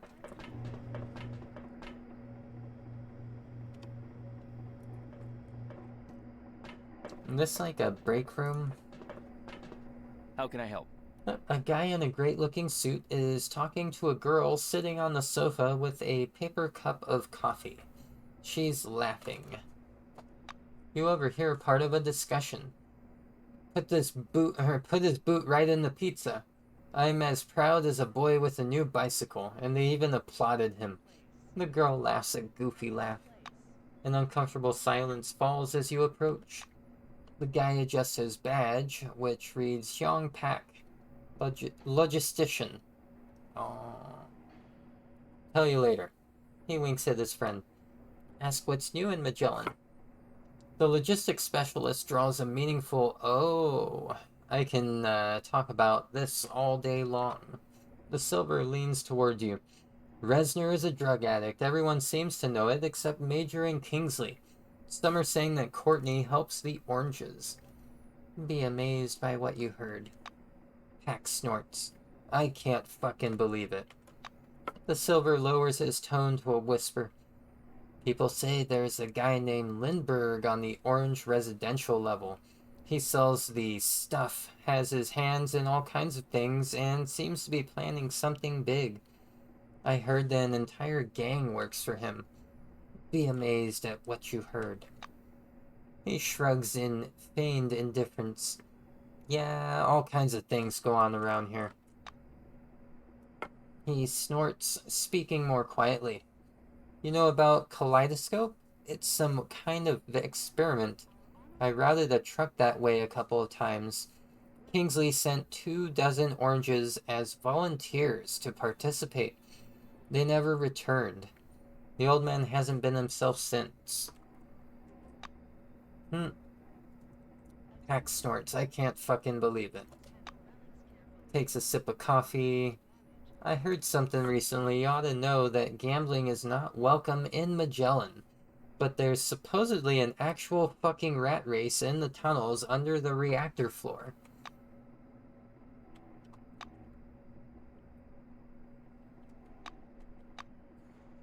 Oh my gosh. I have to, like, exhaust all those chat options, I suppose.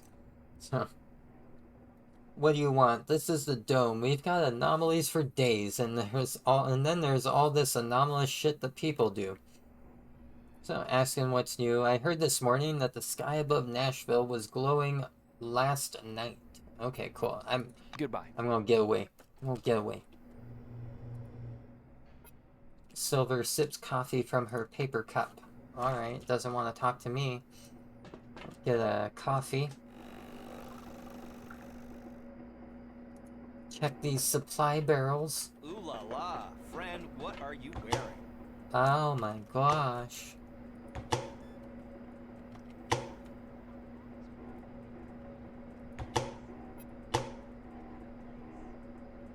Tristan. Good day. The worried-looking Silver with backswept hair is reading emails from his Kairos. He looks up at you and shakes his head in disapproval. What is that you're wearing? Put on a standard uniform. If you get into the news looking like that, ask him what's on his mind and if you can help him somehow. He adjusts his hair with a mannered gesture. And you're multi-talented, I suppose.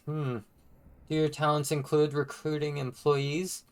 The incident happened God knows how long ago, and we're still understaffed. We can't even find a newscaster. I know this is stupid, but one of our TV crews was out there when the incident occurred. Perhaps you could start your search there? The Silver puts his Kairos away and looks at you inquiringly. Ask him why it's so difficult to find a newscaster. Because we don't want just talking heads. We need an actor with some charisma. You do understand that news is basically corporate propaganda. Your companion throws up his arms in a desperate gesture. Ask him what he expects to find where the long gone film crew had been. There we go. The Silver's expression turns arrogant.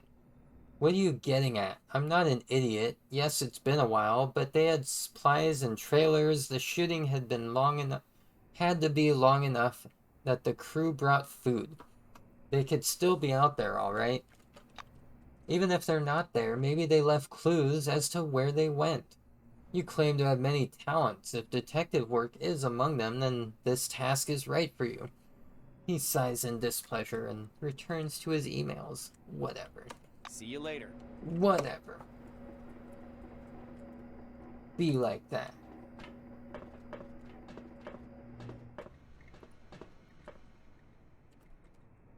Okay, I think all that's left for me to actually explore, if I can get into this room now and use this control panel. Nope. I still can't get in there.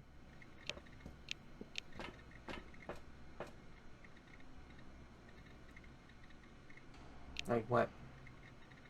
Can I actually open this door by using my scythe thingy? My scythe thingy? Alright, I'm gonna close that door.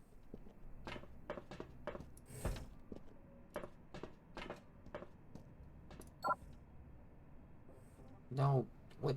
Get... Oh, jerk. Crump, don't go in there.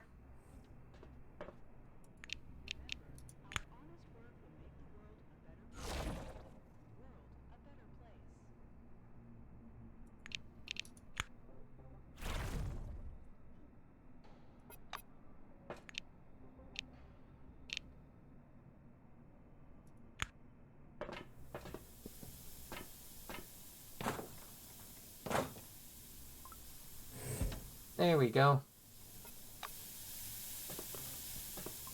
Just destroy that lock.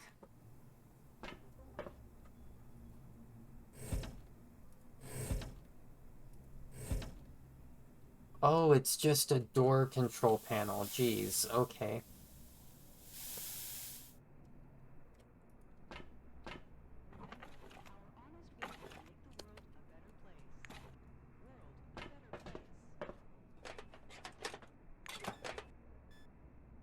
Matches and electrical equipment.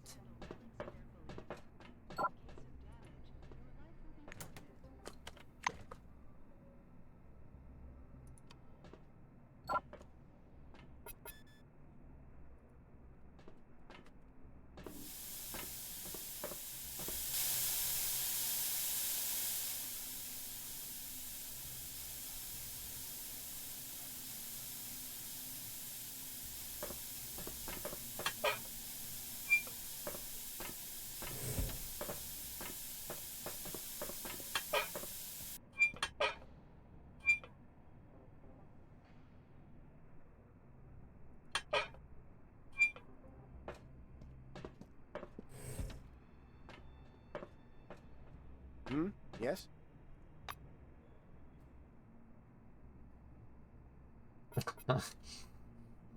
He observes my attempt to access the vents with interest, and when when I'm almost inside, he grabs me by the leg. Hey, don't go in there. All kinds of creepy things creeping around in there. Scorpions, commie partisans, and chocolate biscuits. Sounds pretty cool. I saw it myself. I think I will tell him I'm the only one qualified to cope with the chocolate biscuits in the vent, and climb inside. The clerk does not mind and steps aside, continuing to observe your actions with obsessive interest. Okay, so I want to check out this Blue Wing employee here. Damaged, hacked Blue Wing Selectron. Okay. Administrative level locker key. Techno Woman comic book issue.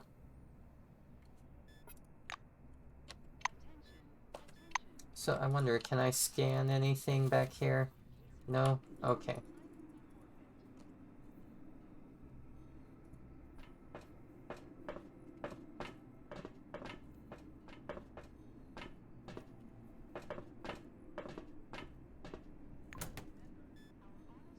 Bonds, relic shards, and high capacity power cell.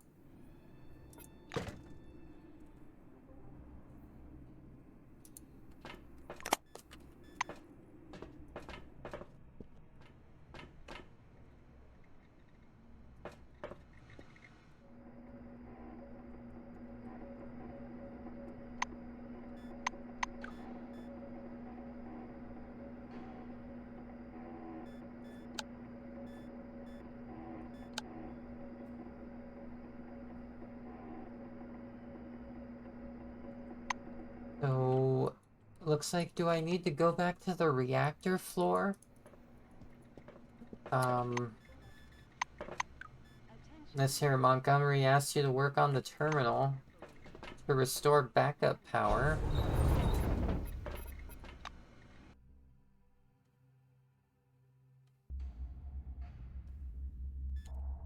Floor level -7. Reactor room. Yeah, Clayton there.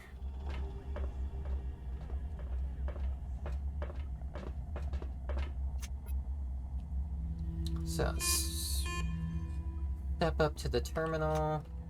You peer at the tiny lines of text on the screen. System monitoring, emergency mode. Power kilowatts, 1 out of 20. Error 27, auxiliary systems are disabled. Error 04, insufficient power. Okay, well,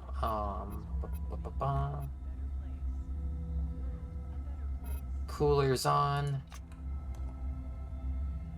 Lacks power to activate the cooling system.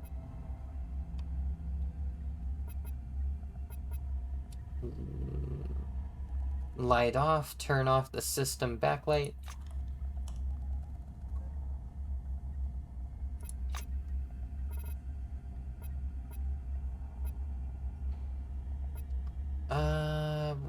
Turn on generator 1.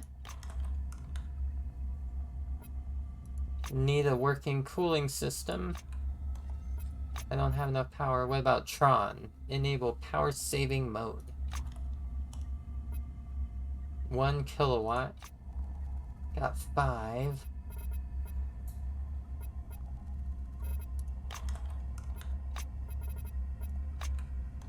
Remember, our honest work will make the world a better place. World a better place. Okay, turned on the second generator. Display gauges shutter. The grid loses 5 kilowatts, which are necessary to maintain operation of the converter. However, as soon as the converter ramps up, it immediately produces 10 kilowatts of additional power. Okay, so now I'm at 10 of 20. Finally, I can turn on the coolers.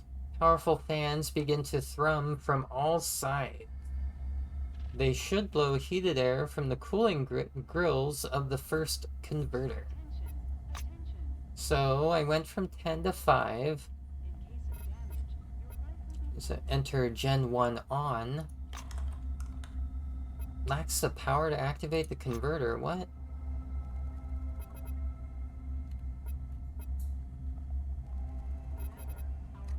What about the first lever? Ah. Another shock.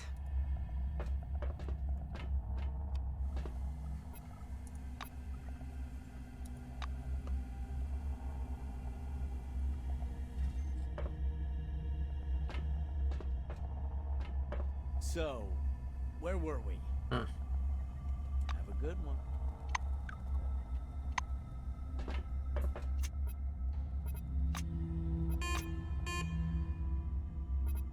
Oh no, I actually have to go through all that again?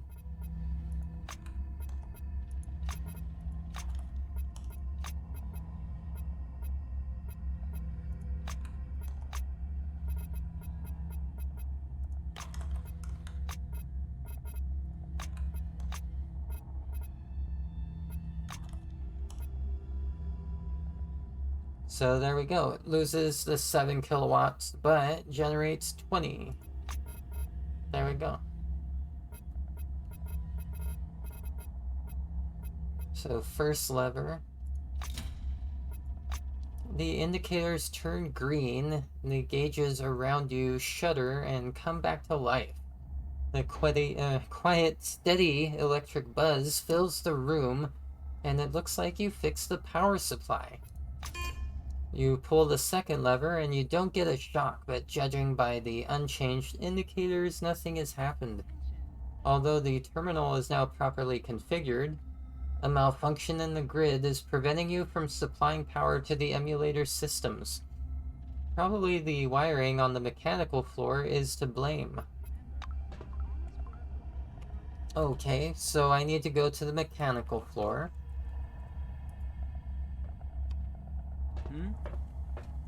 Yes? It was nice chatting. Huh?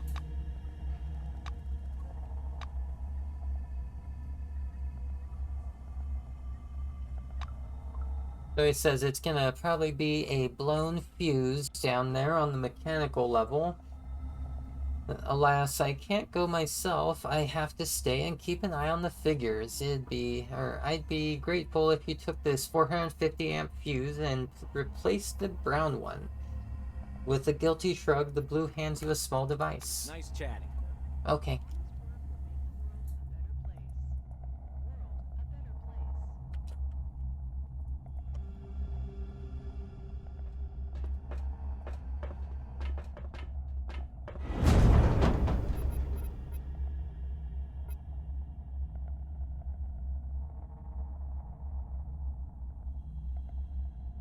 Well, wait, now, I don't see any kind of mechanical thing on here. The elevator. Oh, maybe I'm supposed to go down here?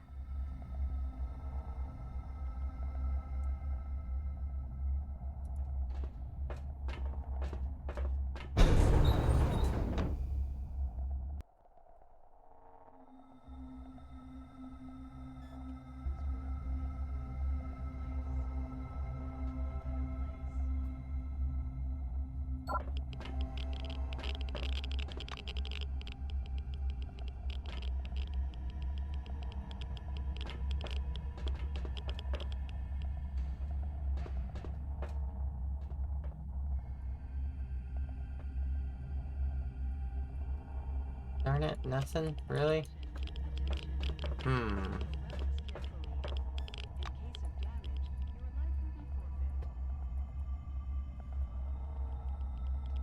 I wonder where I'm supposed to go then.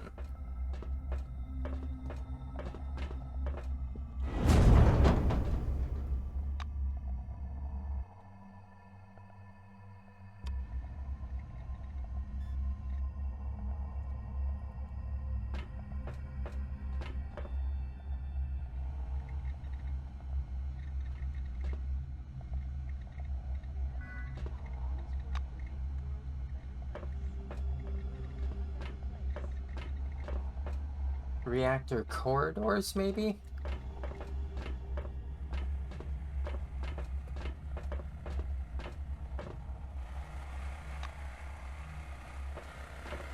Hello again. See you later.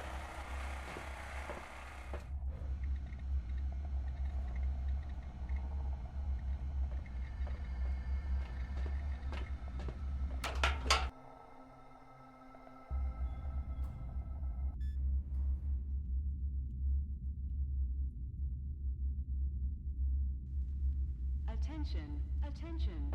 Please handle relics carefully.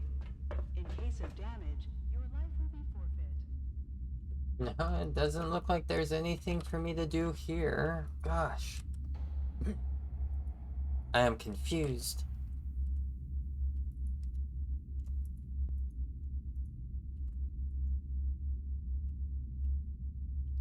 I do like the effect here in the middle of the reactor. Carefully. In case of damage, your life will be forfeit.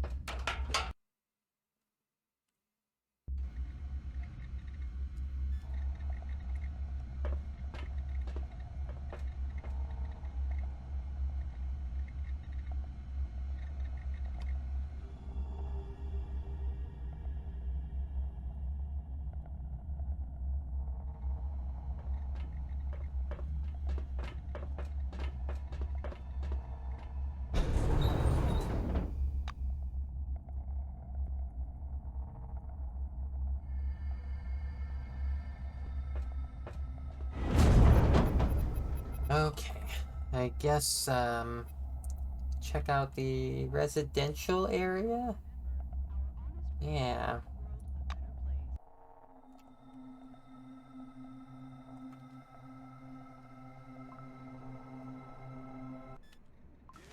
Floor level, -5. Living quarters. Friends, comrades, helpmates in our common enterprise. Congratulations to you all! Happy holiday to you! Happy holiday to all of us!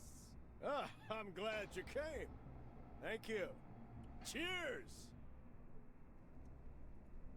Hmm.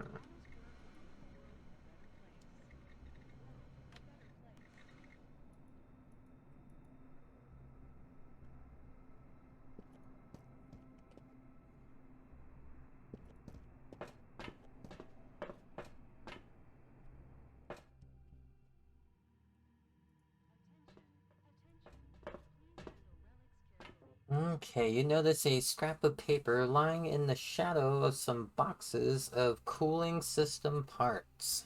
Examine it.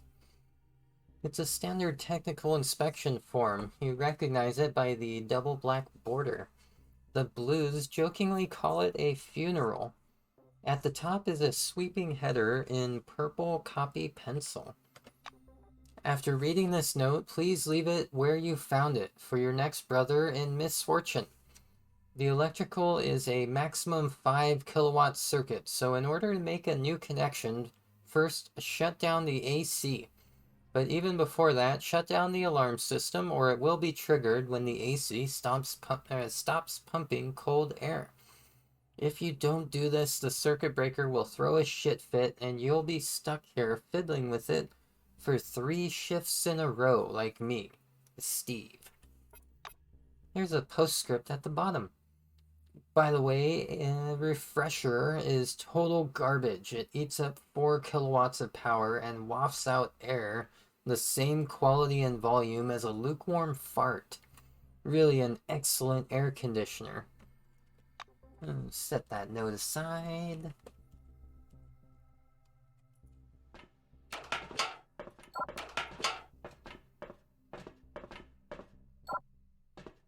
Okay. It's a long, unused platform lift covered with spatters of white paint. The control panel is coated with a thick layer of dust. Stand on the platform and press the up button. The button responds with a distinct click, but nothing happens. Take a look at the lift cabin. Taking a closer look at the construction, you see it has an autonomous power supply system. You pop open the cover marked with a yellow lightning symbol. Within is a cobwebby battery slot. Insert my high capacity power cell. You insert the battery and snap the terminals into place with a screech and rain of rusty flakes. The cabin starts crawling upwards.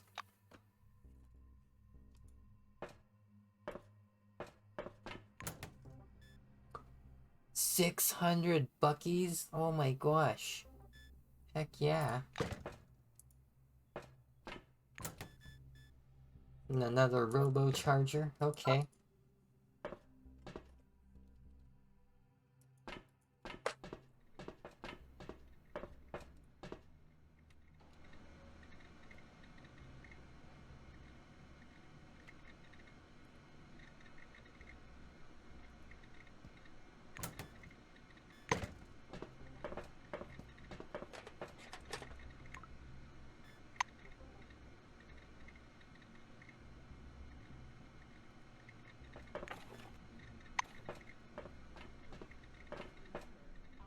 The laundry basket emits dozens of different odors. It smells of laundry detergent, bleach, fabric softener, nicotine chewing gum, and naturally, tobacco. Naturally.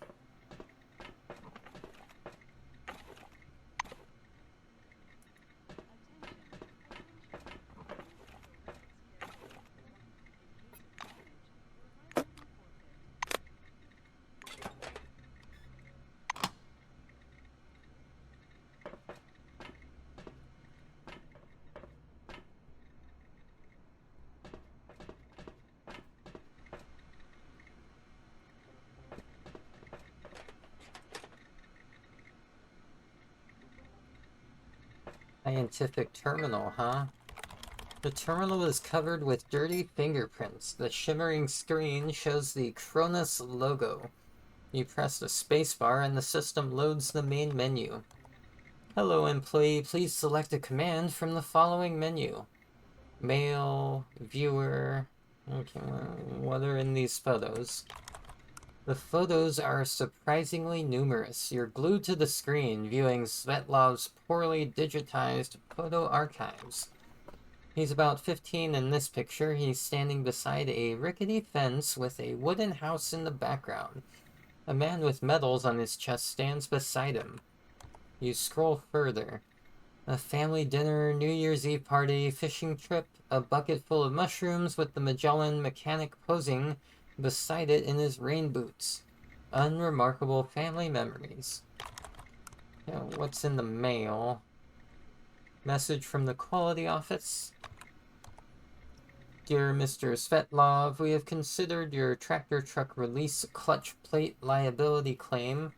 The committee that reviewed your claim concluded that premature wear of the disc to be a... be a design flaw. The gearbox was allowing sand into the mechanism. We will make the necessary modifications shortly. Number 2. Clara Morgan. Hello, Pavel. I hope my letter won't distract you from your business. I wish to thank you for the timely repair of my truck. It's as good as new now. I'm happy as a sand girl. God bless you. Yours respectfully, C. Morgan. Alright.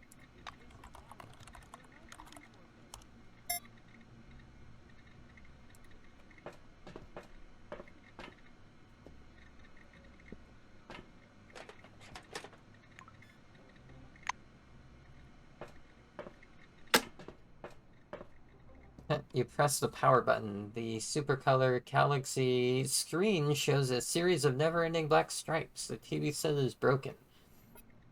I don't think I want to try to punch it.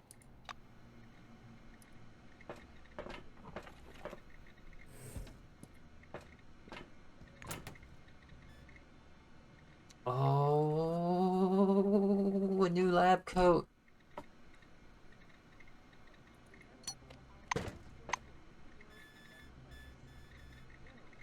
More biochemical resistance and cryogenic resistance. Yeah. Truly, I have become OP. Attention, attention. Please handle relics carefully. In case of damage, your life will be forfeit.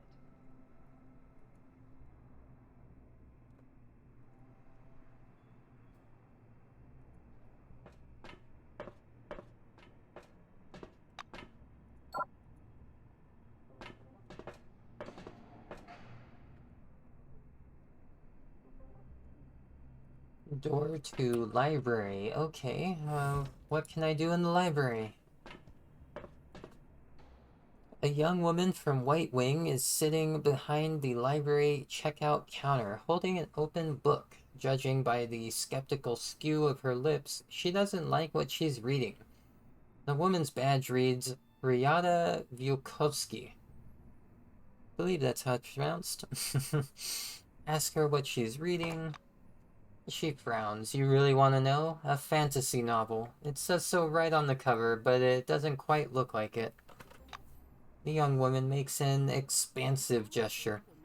Fantasy is where we're living right now. We're inside a giant transparent dome full of mysteries, riddles, ancient robots, and relics we used to treat everything from hemorrhoids to the common cold.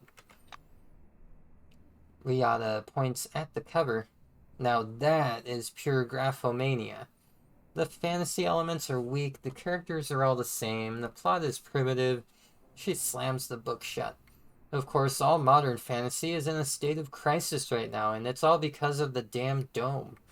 I wish I'd never laid eyes on it. Say you don't agree with her generalization. What do you mean, generalization? It's a fact. And here's the thing about facts, there's nothing you can do about them. She slaps her thigh with the book. Or maybe you want to try and change my mind? Attention, attention. Please handle So, try to remember the winners of the prestigious Lieber Prize. Interrupt and ask if she's ever tried her hand at writing. a better place. I think maybe I'll appeal to the White Wing thingy. Damn it. The woman frowns again. Meh, is that supposed to impress me? I told you, the argument is pointless. She returns to her book, pointedly ignoring you. See you later. Yeah, I can't try again.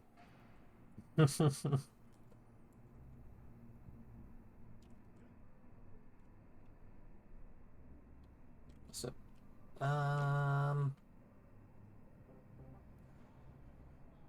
I don't feel like checking out all these piles of books. Bicycle? How's that relevant? Anyone? Bicycle. Administrator's room, okay. Hey, good day. New to Magellan? Be careful around the oranges. Yesterday, my wallet was stolen in the dining room. Second time this year, by the way. I'm all ears. Employee, come here, please. I've got an excellent offer for you. The young engineer at the counter is studying a news bulletin. Wow, there's a real kingdom of good news. Her name tag reads Alice Foreman. The technician turns the bulletin over and reads aloud. Cascade 3 discovered an underground vault containing approximately 2,000 second-class relics, and not even a single word about any irradiated personnel at the site. She shakes her head angrily. All of Cronus was built on these lies. And everything collapsed, and for some reason I hope that at least now they would stop lying. But no, lies and more lies. We have a democracy, we have freedom. What caste system? What are you talking about?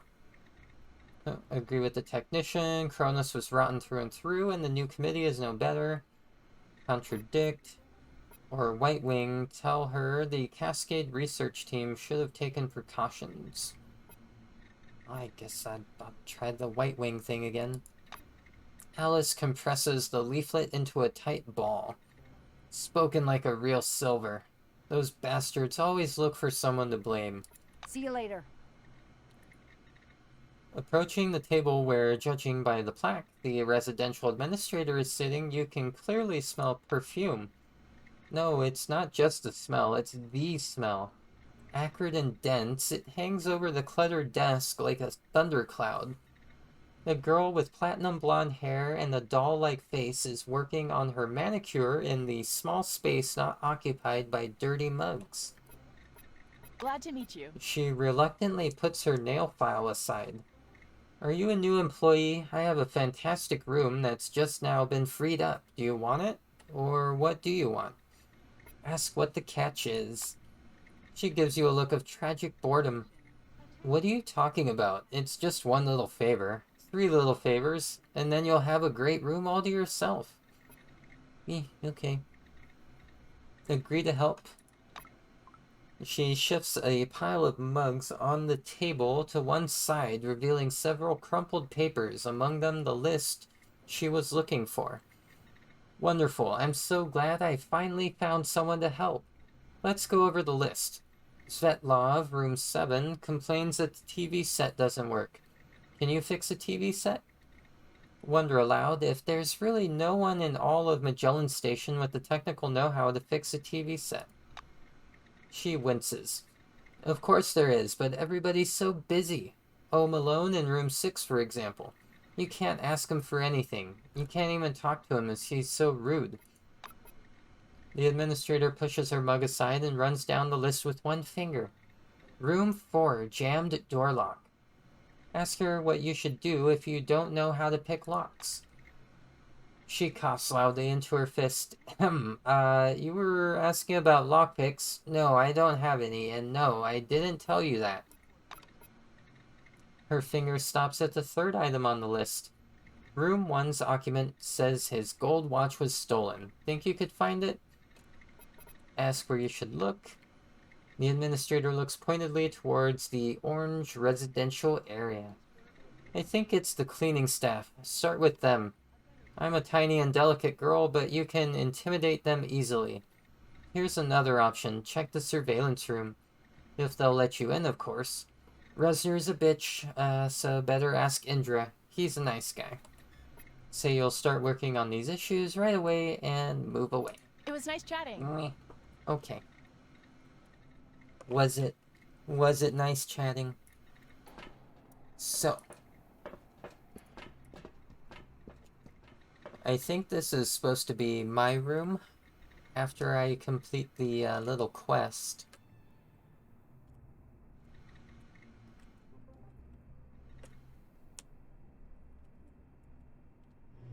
It's their dedication.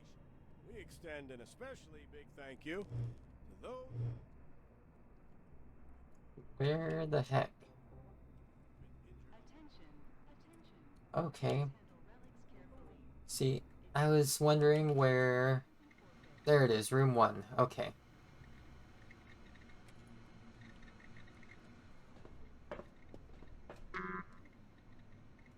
Okay, I guess I need to do the ventilation access.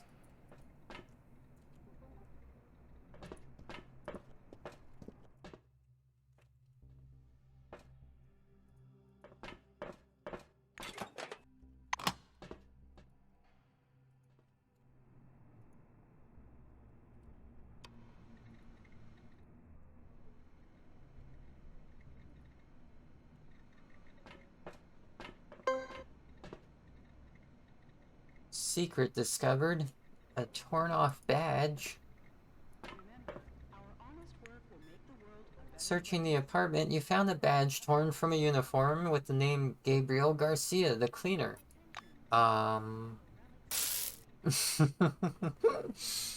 Good timing.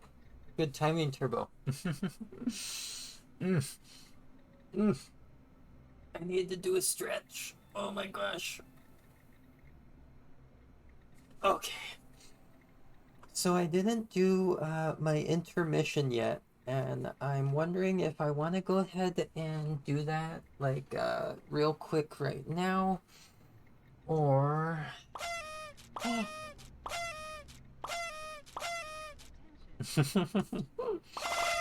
or if I want to try to just plow on through. Honestly, that might not be the best idea. So I feel like I can keep going probably to my 3.5, maybe 4 hour mark, something like that. But if I do, then I should take like at least like a fiver. Take a break. I need to take my fiver.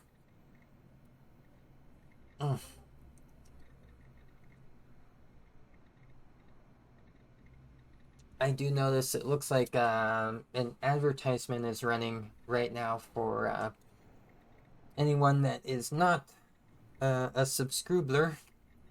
Well, maybe I'll go ahead and start getting ready for that intermission.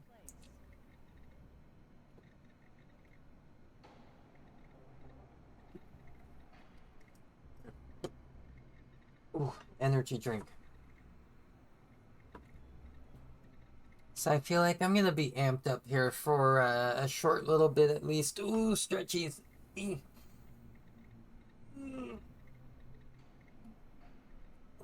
thank you. Thank you. Okay, so I'm gonna go ahead and put up my intermission text here. And yeah,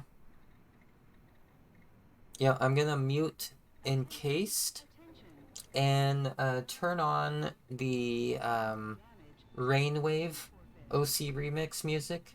While I'm doing this here, I'm gonna be AFK for probably a couple of minutes. I'll be right back for the not so AFK portion of my intermission. Alright, so heckin' love y'all, BRB, and boom.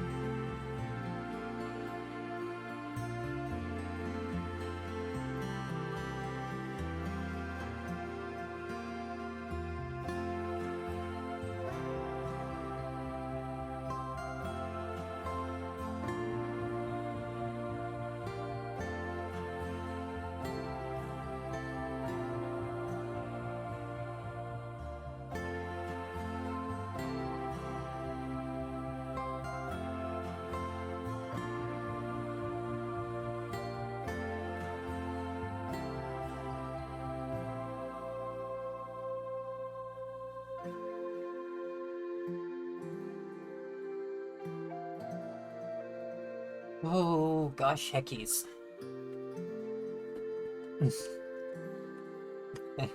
I can't believe I've been spending this entire stream so far wandering around Magellan Station.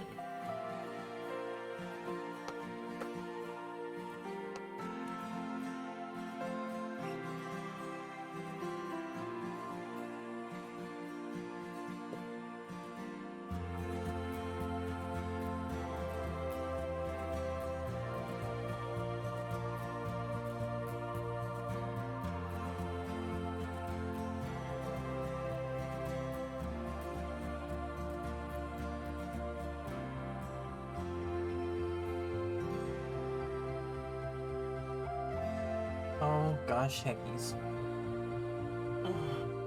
More stretch. Jeez. Oh, okay.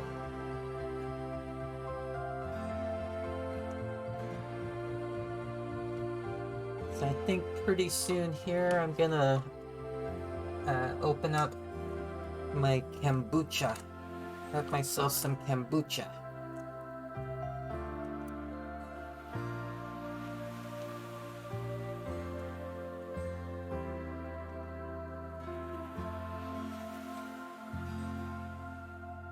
I finished my energy drink. I am a little bit wired off that. It's still setting in.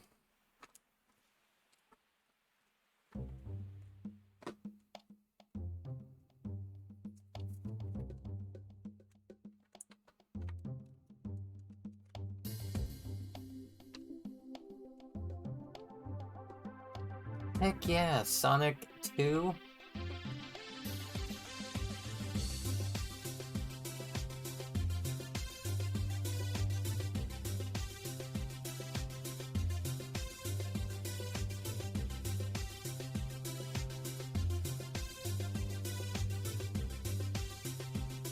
I pretty much played the Sonic games like 1, 2, 3 so much while I was growing up.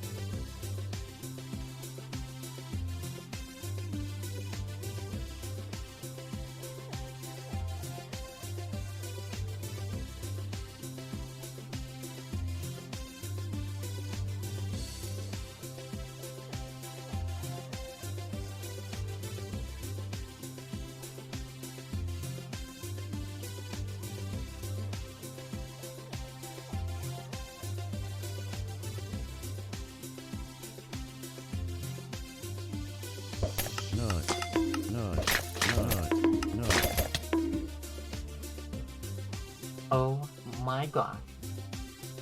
Oh my gosh. What's with all the attacks today? No.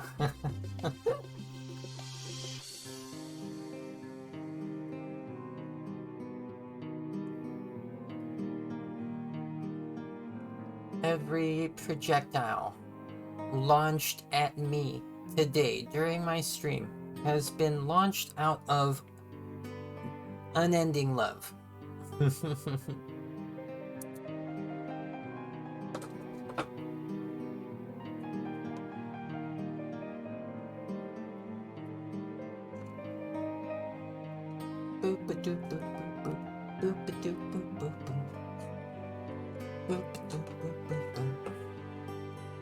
Oh my gosh.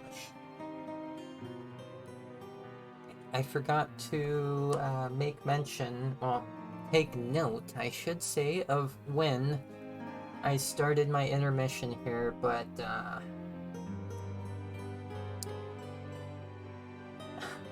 I can see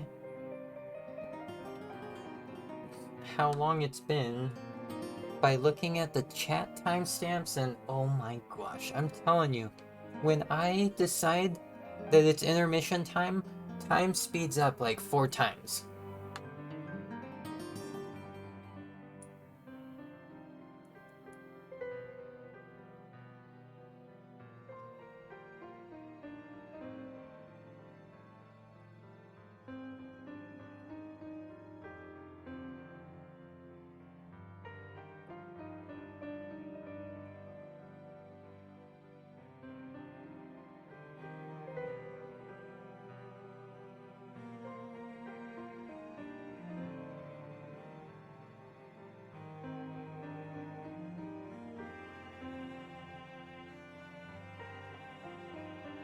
back. I'm trying to be quick over here. Whoa. Whoa. Oh no. How did you...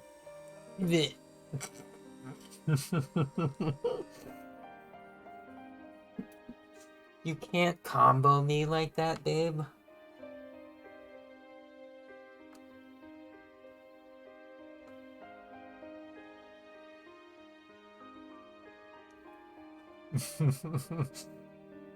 Bong.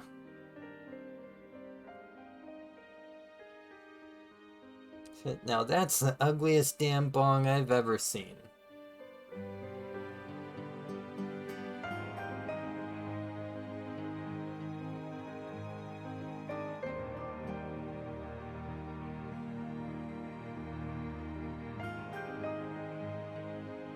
I hope someone gets that Clerks animated series reference.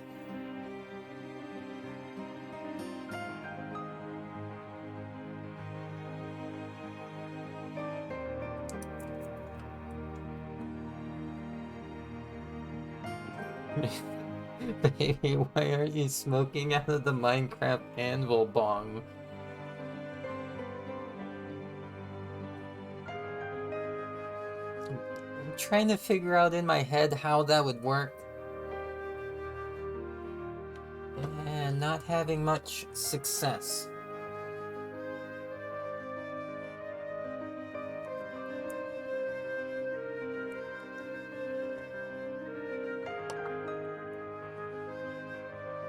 Okay.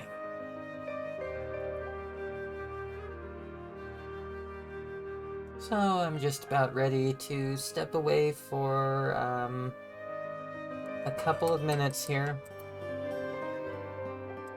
And once I get back from this AFK portion, I'll be starting up the stream again and, well, resuming the game.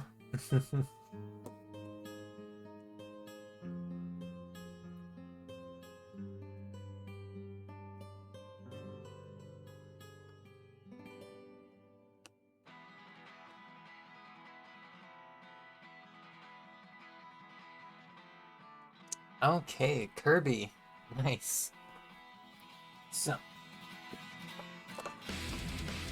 I will be right back. I heckin' love you all. And... Ooh.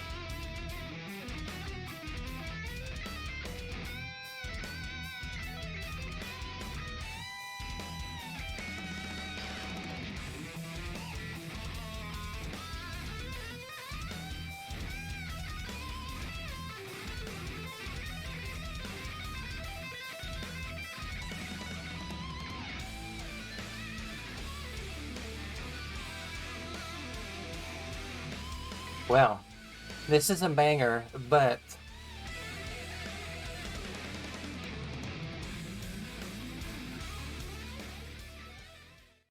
must say bye-bye to the rain wave for now.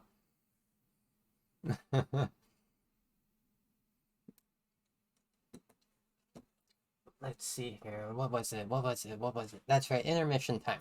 Boop. And the game audio. Okay. I think that's everything. Cool.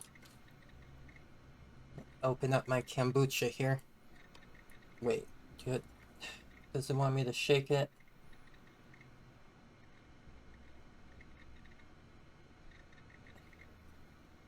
Sorry, I should have checked that out before sitting down.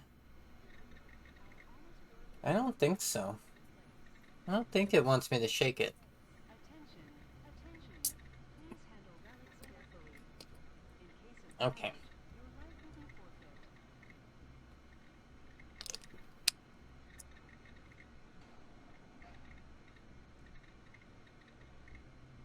Yep, that's kombucha. Okay. Anyways. So I think in this room, something was wrong with like a TV. I don't see anything. Oh no. No. Yeah. I don't see anything having to do with a TV in this room though.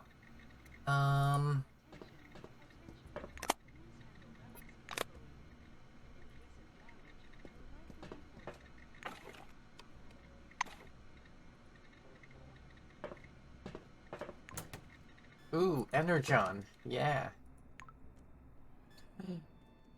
Beef noodles. Beef noodles. Who doesn't love beef noodles? I mean, other than like, vegetarians and vegans. Which, I mean, like, I try to mostly be, vegetarian and vegan, but, I will eat meat from time to time.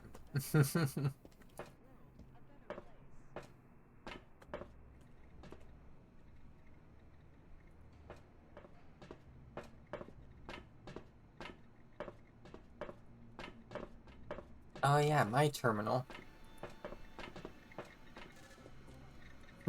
Access denied, okay.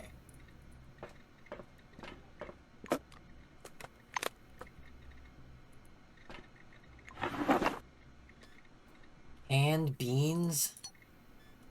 And water. Some packaged water. Potable. Some salt.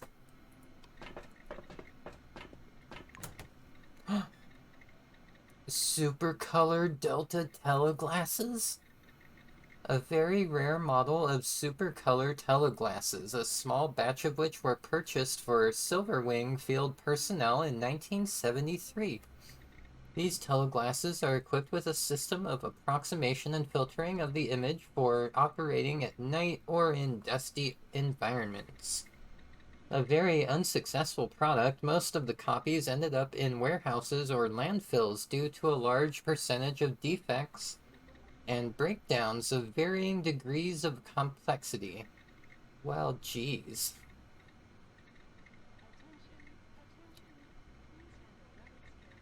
I feel like it might be a good idea for me to use these because the precision of +10.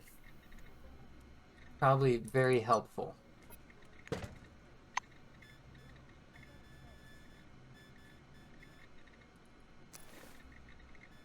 Like,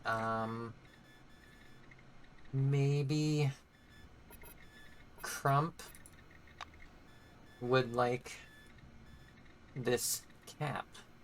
Yeah. There we go. Aw.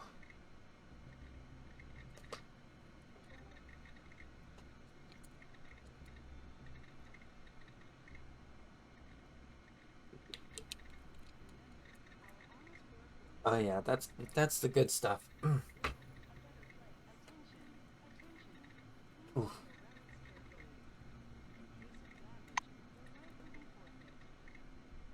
Like, knowing what's in kombucha, I'm like, that's gross. It's so gross. But it tastes good. Going down.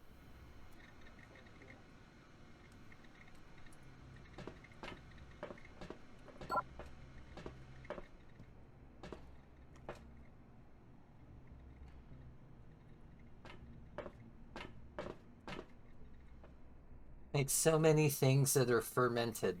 It's like, that should be absolutely disgusting, but I want it.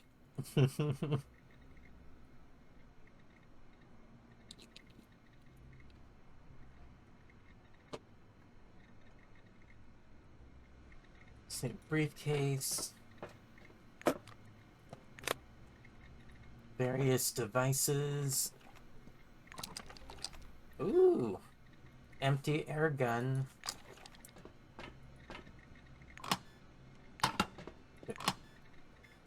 A fixer.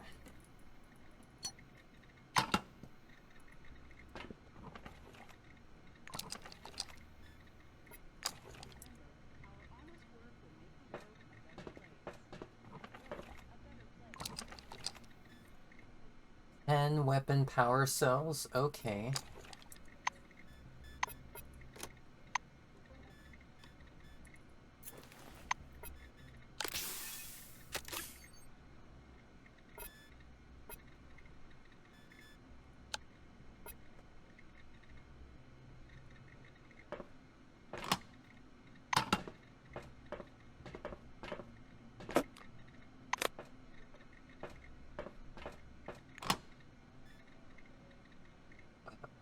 A frickin' jetpack.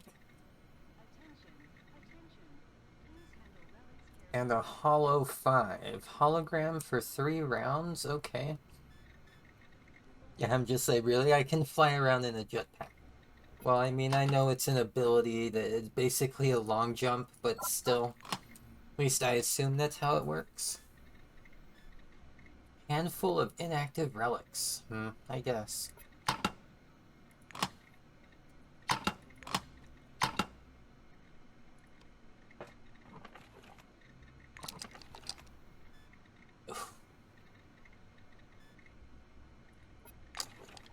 So much good stuff in this room. A car key. I have a car now. I wonder if this person would get mad at me for just like popping out of their vent. Let's find out.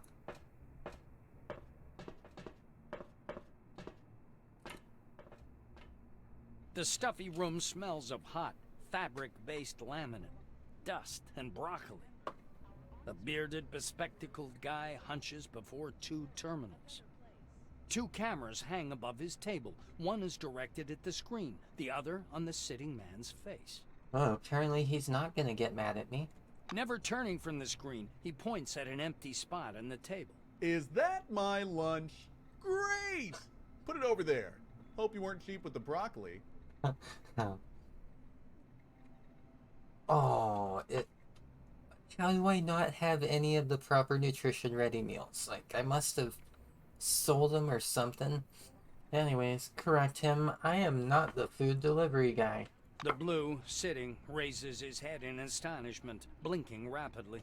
Are you seeing this, guys? Strangers in my room again! He addresses the camera.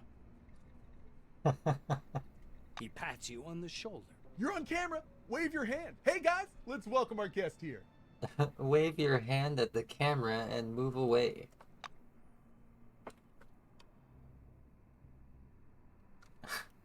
Okay, so he's not gonna get mad at me.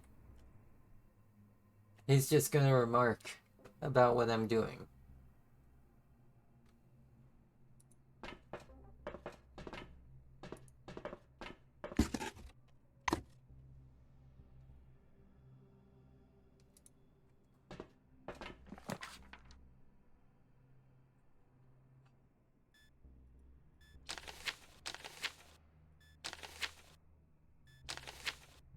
So it says here, the dome as your new home. Welcome under the dome. This is your new home now and for the foreseeable future, so what is it like? Oh, and for the foreseeable future. So what is it like? Technically speaking, the dome is an invisible, semi-permeable barrier, most likely a force field of unknown nature. The dome covers a large part of the desert, completely isolating the area within from the outside world. Our scientists believe this allowed the structures, objects, and relics of the forefathers, the name we've given the mysterious civilization that created the dome, to remain so well preserved. And we're here to explore all this. By the way, if you think the desert consists of nothing but sand, you're mistaken. There are extensive salt marshes and deep swamps, rich oases, and rocky ridges under the dome. Let's look at what's located where. Geographically, we separate the desert into 4 sections: north, south, east, and west. The most populated sectors are the east and north. That's where you will find most of our large-scale construction. There are excavations and new highways being laid. The west of the dome is where one finds the salt marshes and white sands hiding many of the forefathers' underground complexes. The south is a desert in the common meaning of the word.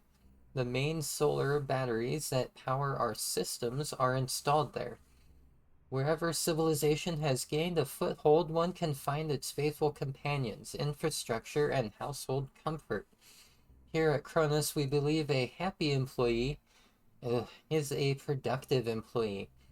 An obligatory prerequisite for happiness is the material abundance available to everyone in exchange for money. You can be sure there's no corner under the dome, within the habitable zone, of course, where you won't be able to gas up your car, buy high-quality vacuum-packed and thermally insulated goods, read that day's newspapers with a cup of coffee, or review the movie industry's newest novelty. In addition, all medical, fire, and repair services are provided to our loyal residents. Corporate and municipal laws and rules are upheld by our Black Wing Security Service. In case of vehicular breakdown, you can always call for a tow truck and a taxi of varying comfort levels. We also promptly deliver your mail and postal orders from the outside world. Phone numbers for emergency services and contact information of reception managers for all wings are available on the last page. Once again, welcome under the dome, your new home. Oh my gosh. That pamphlet, those leaflets, that made me sick. Talking about happy employees being productive employees. I mean, it's true. I still don't like hearing it. Gonna go on a whole leftist rant here all of a sudden.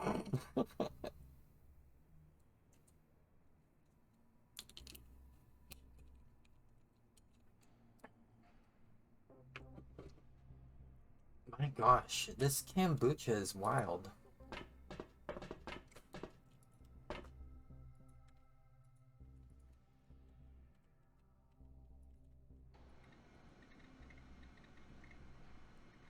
I'm confused now, though, because I thought I was supposed to fix a TV. I just went through all of those rooms. There wasn't a single TV for me to fix. I've been in this room. I've been in this room.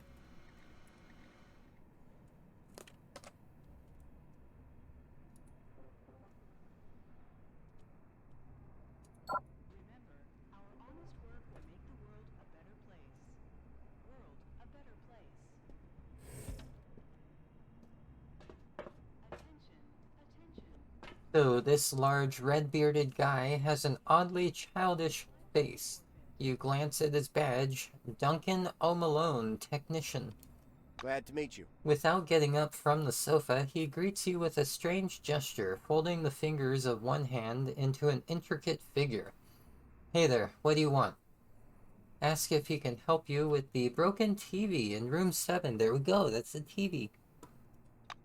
After listening to your request, Duncan puts 2 fingers to his temple and mimics shooting himself in the head.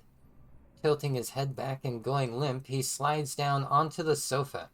Eyes wide and still, his body sprawled on the pillows. Realizing you're not leaving without an answer, he resurrects himself and groans. What the hell, I'm so freaking tired. Kingsley shared the good news with me. I'm supposed to transfer to another shithole. And now, you with your TV set. Sorry, but no. I only get 1 day off, and look what happened to it. Jeez. Rude. Alright, I'm gonna pull my influence or some crap like that. Say you doubt Duncan is able to fix a TV set. Surprisingly, the blue is easily provoked. Malone gets so excited he jumps up from the sofa. Are you kidding me? I soldered my own Mega Play together when I was 14. An idiot box. I could fix in my sleep. I'll take care of it lickety-split. You'll see. I hope to see you again soon. Oh, there we go. Had to use a little bit of reverse psychology.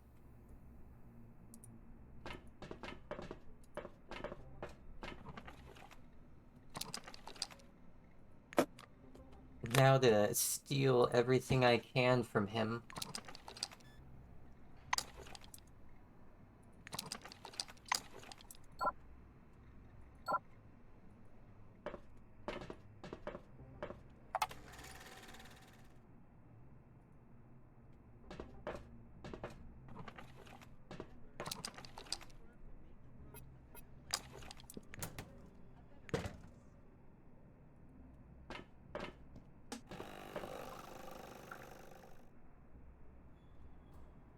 Yeah, that's pretty much everything in this room. Okay.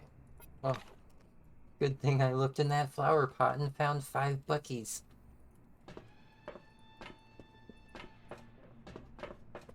So it was room 7. So he just went right next door. That's all he had to do is go next door.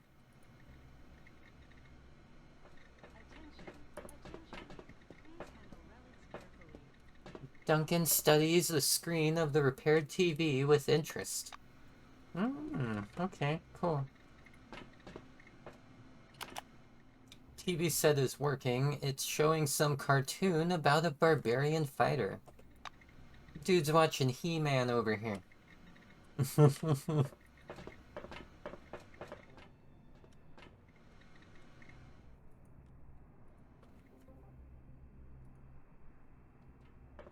Go and talk to Wang.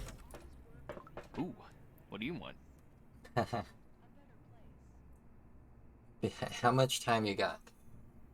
I have a whole heckin' list. Things that I want. The room's owner puts his hands on his hips and stares at you unhappily. Oh, he's mad. What the hell are you doing here? Go on, get. Say you were just passing by. The resident gives you an unfriendly grimace. So pass on by. I don't give a crap. Go on, I said, beat it.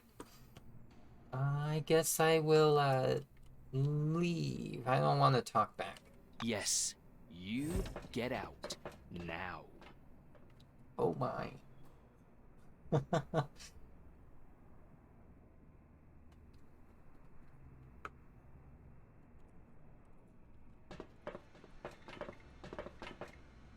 Hello again. Oh yeah, this kombucha's... I can't stop talking about it. It's so good. Alright, discuss Vivian's requests. The administrator is diligently working on her nails. Yes, I'm listening. I would have taken care of everything myself, but so much has been going on lately. Don't even have time for coffee. Speaking of, would you fetch me a cup of joe, please? Tell her that the TV set is working. Vivian favors you with a languid sigh. Why are wonderful people like you so hard to come by in this world? She spreads her fingers at arm's length to scrutinize her manicure. Attention. I hope to see you again soon. Please handle Uh-huh. relics carefully. In case of damage, your life will be forfeit. So that you can I- live longer. I finally get to go into the cafeteria. Congratulations again, dear friends. I raise my glass, as I've raised its many brothers before, to all of you. A black-winged soldier sleeps on an orange leatherette couch. His black uniform is brand new, though his boots are already brown with dust. His name tag is clear enough, Aiden Moscardo. The soldier gazes at you sleepily from beneath half-lidded eyes. Quiet music drifts up from his pillow. Ask about the pillow music. He yawns. When Jose went on his trips, he let me ride along. He always had the radio playing. Jose, my brother. Music usually puts me to sleep, but those assholes next door need to turn it down. He rubs his eyes sleepily. Ask Aiden about the noise behind the door. The black snickers. It's been 7 years since the dome's discovery. Bozeman gets hammered and makes another speech. Who cares about this shit anyway? Yeah, I guess I'll agree with him. Another sane person on the level. They say Bozeman has $1.5 million in his accounts, and he's not even that much of a big shot. Advocate for unity. Please. Buddy, I'm gonna take a nap. If you need anything... He trails off as he falls asleep, the radio humming a merry tune. Do I want to pester him? No. Are against racism. We have quotas for everyone. Black, Asian, Shut him up, somebody. and Oceanic. Cheers! The new committee offers equal opportunity to everyone. A chubby, middle-aged man in expensive-looking boots stares at you from atop the table. As you approach, he stretches out a hand in greeting, but after staggering and almost falling to the ground, he thinks better of it. The smell of alcohol is coming off him in waves. His name tag says Keith Bozeman. Good day to you. Remember, our honest work will make the world a better He eyes your brand new uniform. First time at Magellan, right? I look forward to our fruitful cooperation. He awkwardly pulls a crimson corporate logoed handkerchief from his pocket and dabs at his brow. Well, I am trying to make friends here, so I'm gonna praise his speech. The silver comically claps his right hand over his heart. Diamonds set in platinum and gold glitter on his fingers. Oh, thank you, thank you. Come back again. Dearest employees, colleagues, friends, comrades, helpmates in our common... A man of indeterminate age listens attentively to Bozeman, nodding in his agreement, tattooed arms wrapped around himself. Ah, what do you want? As you approach, he raises a finger to his lips and inclines his head toward the silver. Shh, don't interrupt, okay? Ask his opinion of Bozeman's speech. The orange gives you a very slight and very cold smile and gestures again for you to shush. Little Vietnamese boy with a bicycle. A bicycle? The name tag on the engineer's uniform is stained with oil, as is his whole Glad jumpsuit. to meet you. I'm only here for the free beer, he tells you confidentially and winks. Ask if the beer is any good. The engineer makes a wry face. It's piss water, of course, and costs an unholy fortune, too, if you're paying. Typical for the committee. There's even their logo on the can, see? We're changing society itself. In the new committee, we are against racism. Catching your eye, the young engineer raises his glass in salutation. He looks at Bozeman, then back at you, and gives a mocking shrug. Ask what he really thinks of Bozeman's speech. Well, hello there. The engineer sips his drink. My takeaway from all this is that we are managed by people who are ready to speak from any platform and in any condition. That drunk Bozeman speechifying from on top of a dinner table is living proof. I don't believe anything good will come of having people like him in charge. He raises his drink once more. Test subject in one of our laboratories. And of course, she can do all the things women love by their very nature, like cooking and cleaning in our food services division. The Oh new my committee gosh. represents you politically as well. Why did I agree with him? That was a mistake. I should have listened to what I was agreeing to.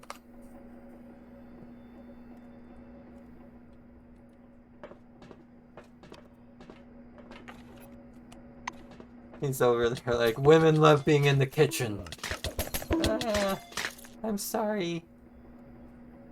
I didn't mean to agree that women were supposed to be in the kitchen, okay? I was just trying to make friends. I had no idea.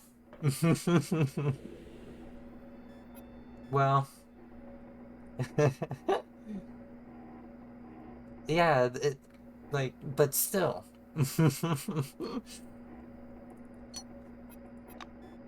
And I gotta say, baby, you're wonderful in the kitchen. Just amazing.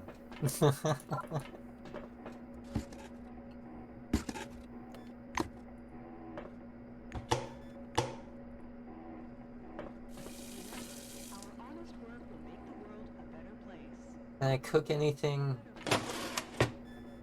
I can heat some beans. Yes. Oh no. What do you have against beans? Huh?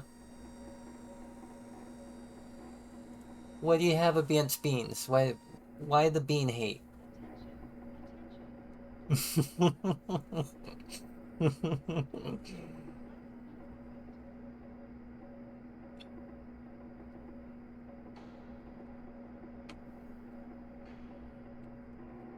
Oh no. Oh no. You're not getting near any beans. Any beans.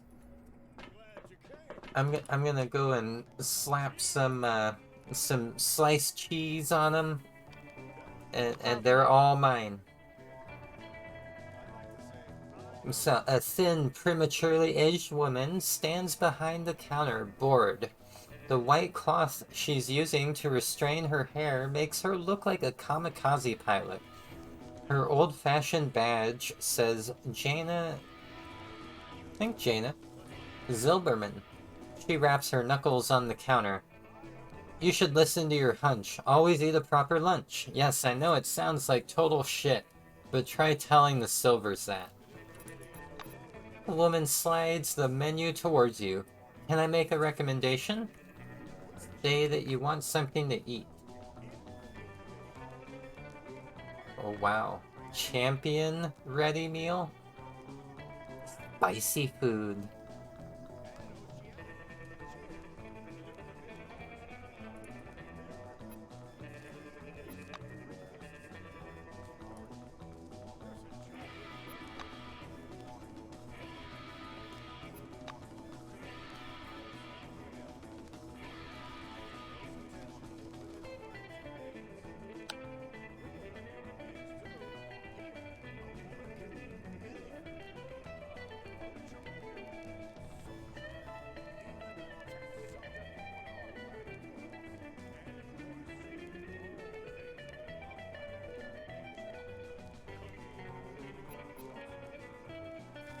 So, let's see.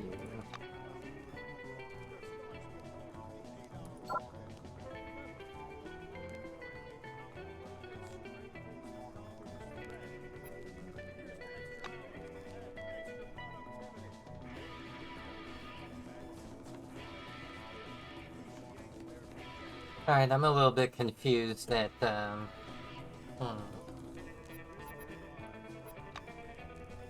Yeah, that's right. Okay,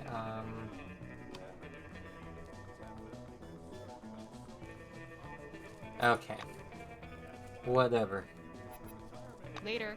So that you can work longer and earn Jaquez Falco. A young lieutenant with a thin mustache is standing near the counter separating the kitchen from the cafeteria. His Jacques Falco badge shines even brighter than his polished shoes. I'm listening. He leans toward you, touching 2 fingers to the brim of his cap. Good morning, employee. Have you seen anything suspicious on your level by any chance? Ask what kinds of suspicious things he's referring to. Falco proudly squares up his shoulders. On my shift, nothing. He salutes again. Be alert, employee. That's the most important thing. See you later. Yeah. Okay. Tell him to get on my level. That's such a mean thing to say. My gosh. No.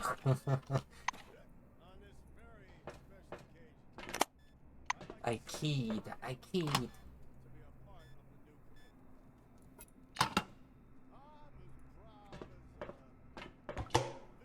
Ooh. Potato. How's that relevant? Anyone? Bicycle. Boy. Never mind, doesn't matter. What's my point? Yeah. I am proud to be a part of our state company. Well, you get the idea. The new committee is a forward-looking community. Not only are we forwarding the cause of science, we're changing society itself. In the new committee, we are against racism. We have quotas for everyone. Black, Asian, and Oceanic. Cheers! The new committee offers equal opportunity to everyone. We even accept rapists and murderers from Orange Wing. There's a job here for everybody. New committee are also female-friendly and pays close attention to women's rights and needs. Women are human beings too. Are we? Here, a woman can be anything. A furniture mover, So, a disheveled man in a dirty white coat slouches against the wall, taking deep drags on a cigarette. He looks like the poster child for fatigue and misery. A huge case made out of reinforced plastic sits beside him. The white occasionally leans over to rest one ear against the case and listens apprehensively. I will regard him suspiciously. The scientist laughs. In the case, it's complicated. He looks around slyly, then cracks the lid slightly so you can look inside. Indeed. You see a porcelain white child's face amidst folds of crimson velvet. Its eyes are closed, its pale arms positioned along the body like a doll's. The white inhales half his cigarette in one drag with a hoarse wheeze. On closer examination, the body in the box is not that of a child. Actually, it's not even human. Blue antifreeze is dripping slowly from a small crack on its temple. Also, a bit of metal carcass is visible where the skin on one arm has been scraped. Sophie was playing in the lab. There's a high balcony in there. Did you see it? She fell. The white looks at you looks through you as he speaks. Since I'm assigned to another base, storage said they are not allowed to provide spare parts. He looks at you hopefully. Will you help me? I guess. You nod your understanding. No one knows why, but there have been never been any pregnancies under the dome. Robo-kids might be or might not be the best solution, but the absence of other options has made them the most popular home robot model. Attention, attention. Let's see here. Ask how it happened. In case of damage, your life will be The white finishes his cigarette, grinds it out on the floor, and immediately lights a new one. a better place. Do you know what the floor is made of up on the balcony? It's a layer of polystyrene-coated glass. During treatment, the polystyrene is burnt and the surface is covered in liquid glass with high elasticity. Such floors are mud and moisture repellent, but also slippery as hell. The scientist sighs, and Sophie so loved to run. Alright, well, I guess I can use this fixer thingy. Say that I'm good with electronics. You show him your electronics repair kit, and the white's face lights up. You'd make a really good specialist with that kind of gadgetry. Let's begin. There's around 30 replacement parts and a detailed instruction booklet in the repair kit. The booklet features a cheerful, bearded engineer smoking a pipe and drinking a tangerine Vega drink soda. He explains in detail how to replace each of the Robo-Kid's major components. With the White's help, the robot is quickly repaired. The girl opens her eyes and the White gasps with joy. Daddy, is that you? Oh my gosh. She looks eerily alive, right down to her vinyl fiber eyelashes, quivering with simulated emotion. Daddy, please don't hurt me anymore. The White's cigarette falls from his fingers as he presses her to his chest. Darling, my darling, he whispers, tears rolling down his cheeks. Turning to you, the White presses a hand to his heart. Thank you. I have nothing to give you but my eternal gratitude. Know that I will never forget what you've done for me. The scientist gives the girl a chaste kiss on the cheek, then carefully loads her back into the case. He shakes your hand and leaves, listing to one side with the weight of the huge case. And of course, she can do all the things women love by their very nature, like cooking and cleaning in our... So it looks like reputation changed. I got +5 Carmine Heights and with White Wing. Cool. Remember,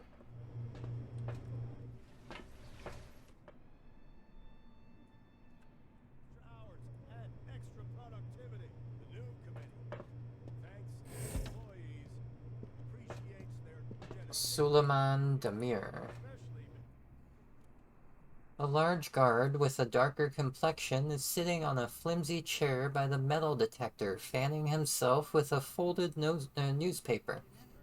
He looks tired and sick. His faded badge says Suleiman Demir. Let's see here.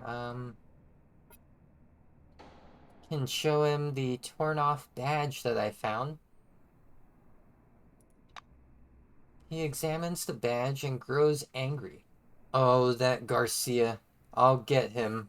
Right. With a heavy sigh, he activates his walkie-talkie.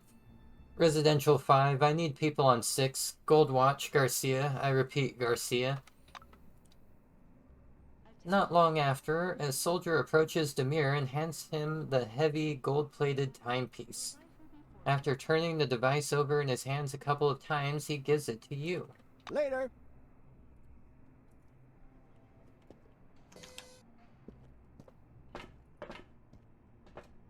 Can I use his telephone?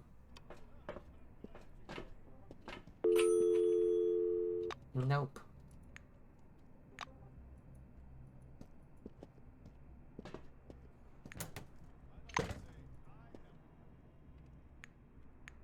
Good luck.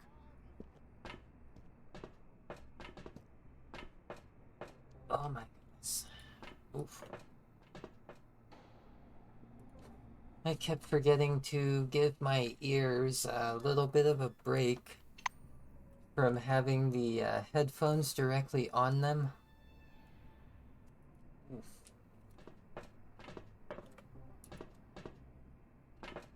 So, still chewing her gum, Kaufman very deliberately turns away to ask her what she's doing here. The Black's jaw freezes along with her methodical gum chewing. It's called doing my job. Maybe you should try it or give it a try yourself instead of hanging about, being a nuisance. Rude.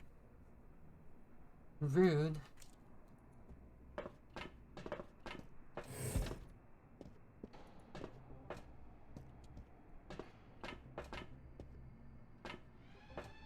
So, a man in an orange robe is sitting in the lotus position on a wicker mat. muscular tattooed arms resting on his knees. His badge says Joran Lindbergh. His eyes are closed, but it seems he can hear every single sound. How dare he shushes me. The orange raises 2 fingers, signaling you to stop. I'm all ears. And wait until he finishes, and you don't have to wait long until he opens his eyes. Tell me what you want. Wow. Ask him if he is by chance a Buddhist. The orange folds his fingers into a mudra and... Mudra? And freezes, looking down at his hands. Who's asking? He emphasizes the word who. Which one? Answer ambiguously. A person seeking an answer. He looks up at you. Then this is not the question you want to ask. Oh no. The orange stretches his whole body until his joints pop. You're here not to talk about Buddhism. Why are you here? Ask if he has a job for me. He peers into your very soul with his light blue eyes. Is there a person here who can do a job for me? I need a couple of substances from the standard reagent kit. I don't care how or where you get them, just get them. My men usually find them in a locked case on the laboratory level. Okay. Well, I guess I will tell him I'm ready to get the reagents. Goodbye.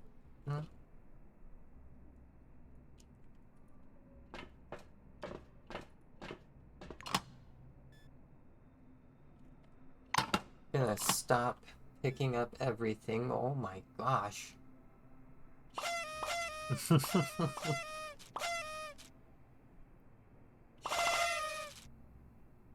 This looks like a pretty neat gun. A pneumatic nail gun? Okay.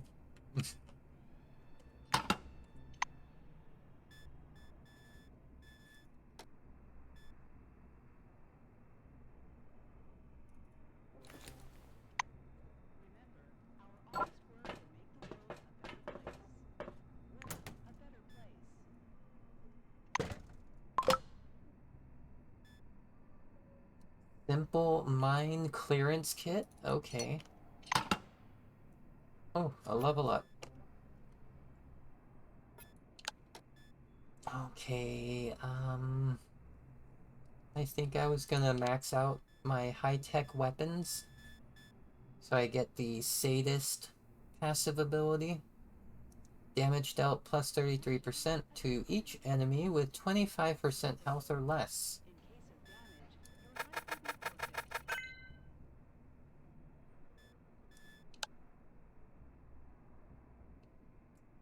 Okay, I think more tech.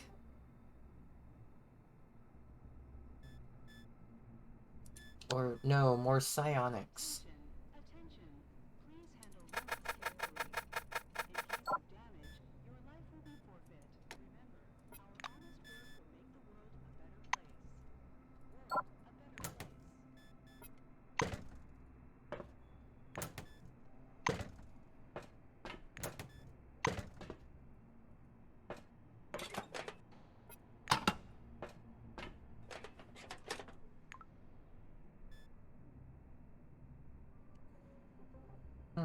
I mean, couldn't hurt to take an antidote around with me.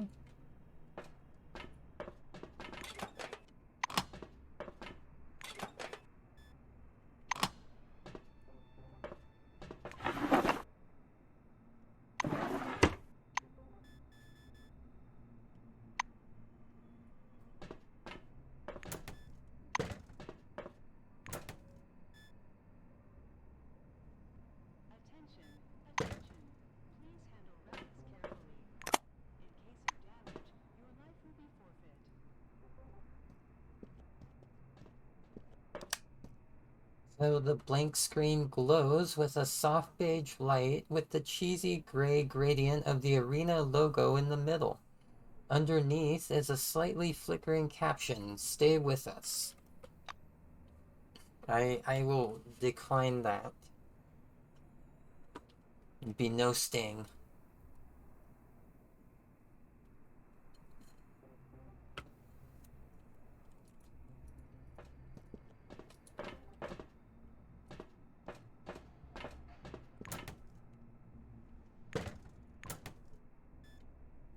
$300 heckin' comm bonds?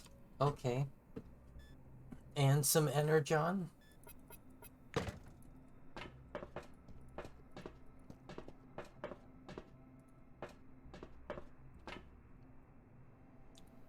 Oh, it's this guy.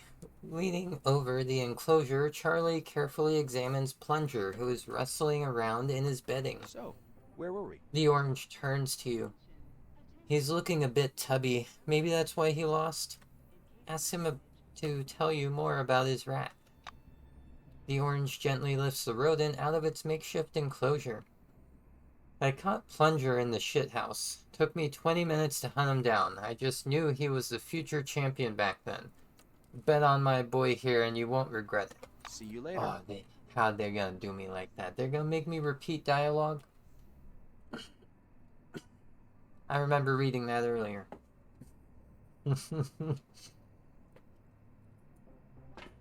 Let's see here. Oh. I didn't realize the ventilation shaft was right here.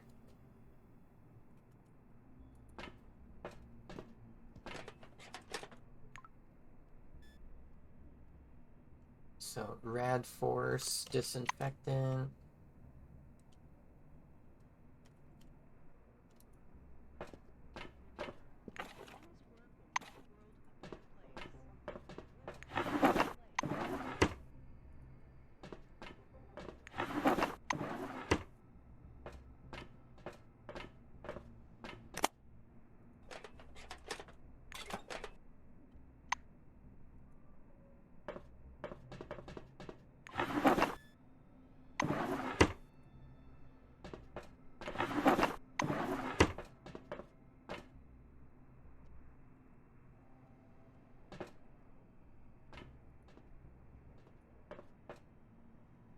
Attention, attention.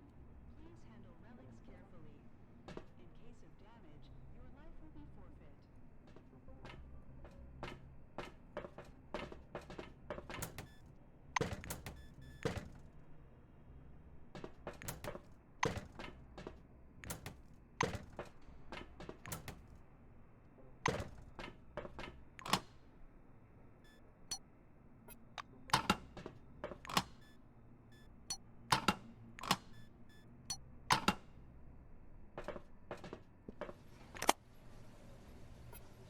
Ooh, more energon. Yes.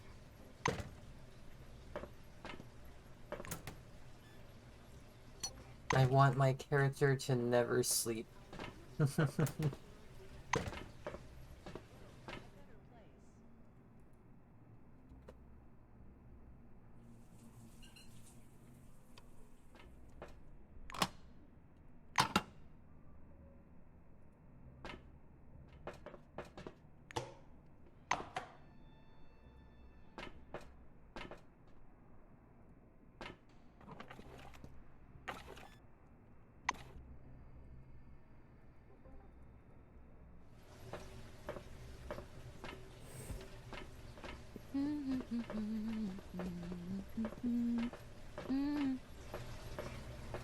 The tall, busty redhead is walking from one washing machine to the next, measuring out laundry detergent into each one. Her badge reads Patricia Lord, Laundress. Well, I don't have enough reputation to proceed with that conversation, apparently.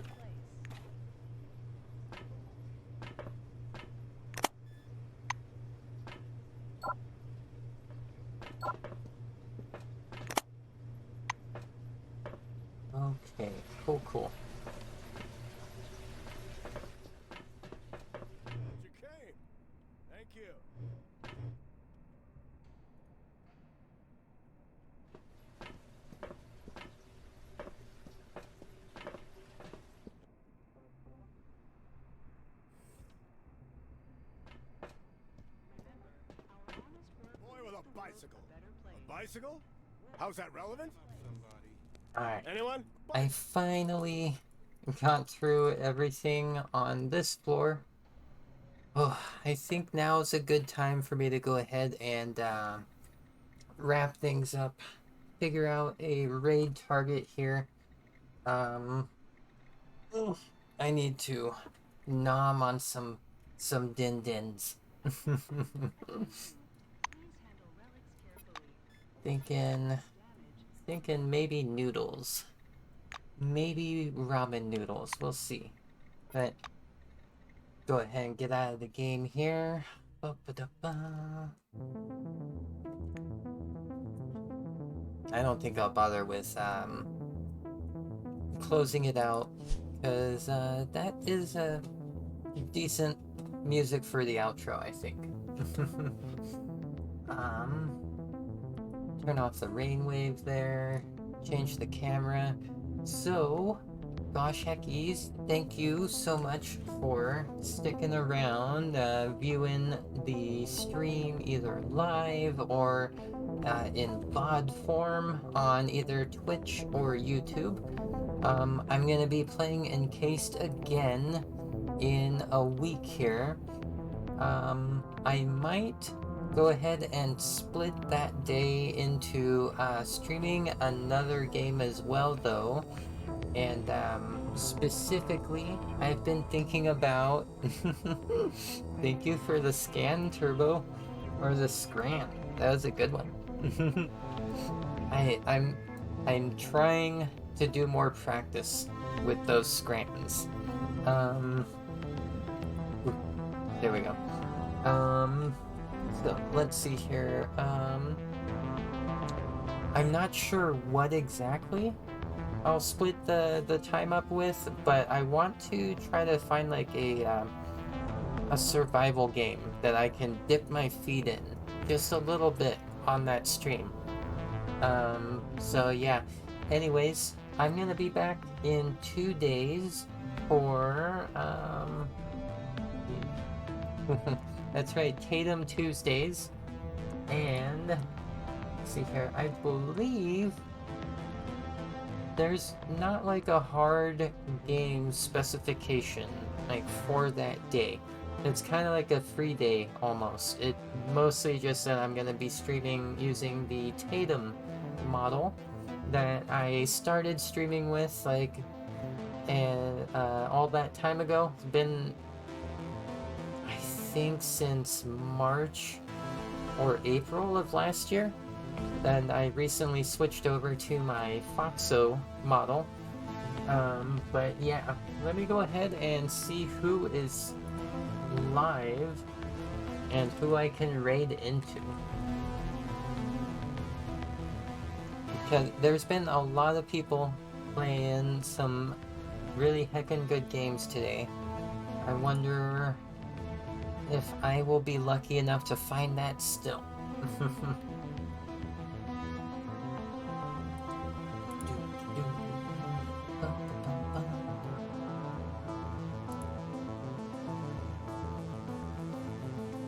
Oh my.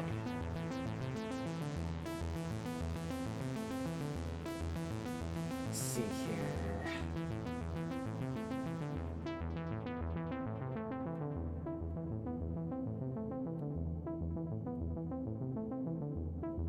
Alright. So, I think I'm gonna go ahead and get a raid started over into Sunflower Giggles. Let's check to make sure that they're not like AFK or anything like that.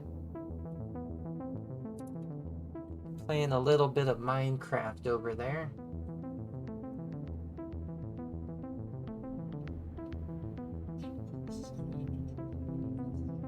Oh. It'll just be a moment here.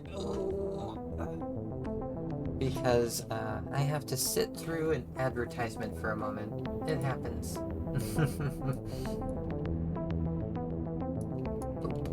Okay, so I will prep the raid in one window.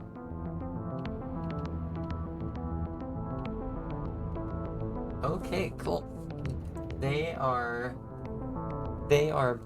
not AFK, so it should be all good. So, Sunflower Giggles, they are a SAR content creator. Most of the time when I've raided into their stream in the past, they've been playing Super Animal Royale, but as I mentioned today, they're playing Minecraft. So I'm gonna go ahead and begin that raid. And again, mention that 2 days.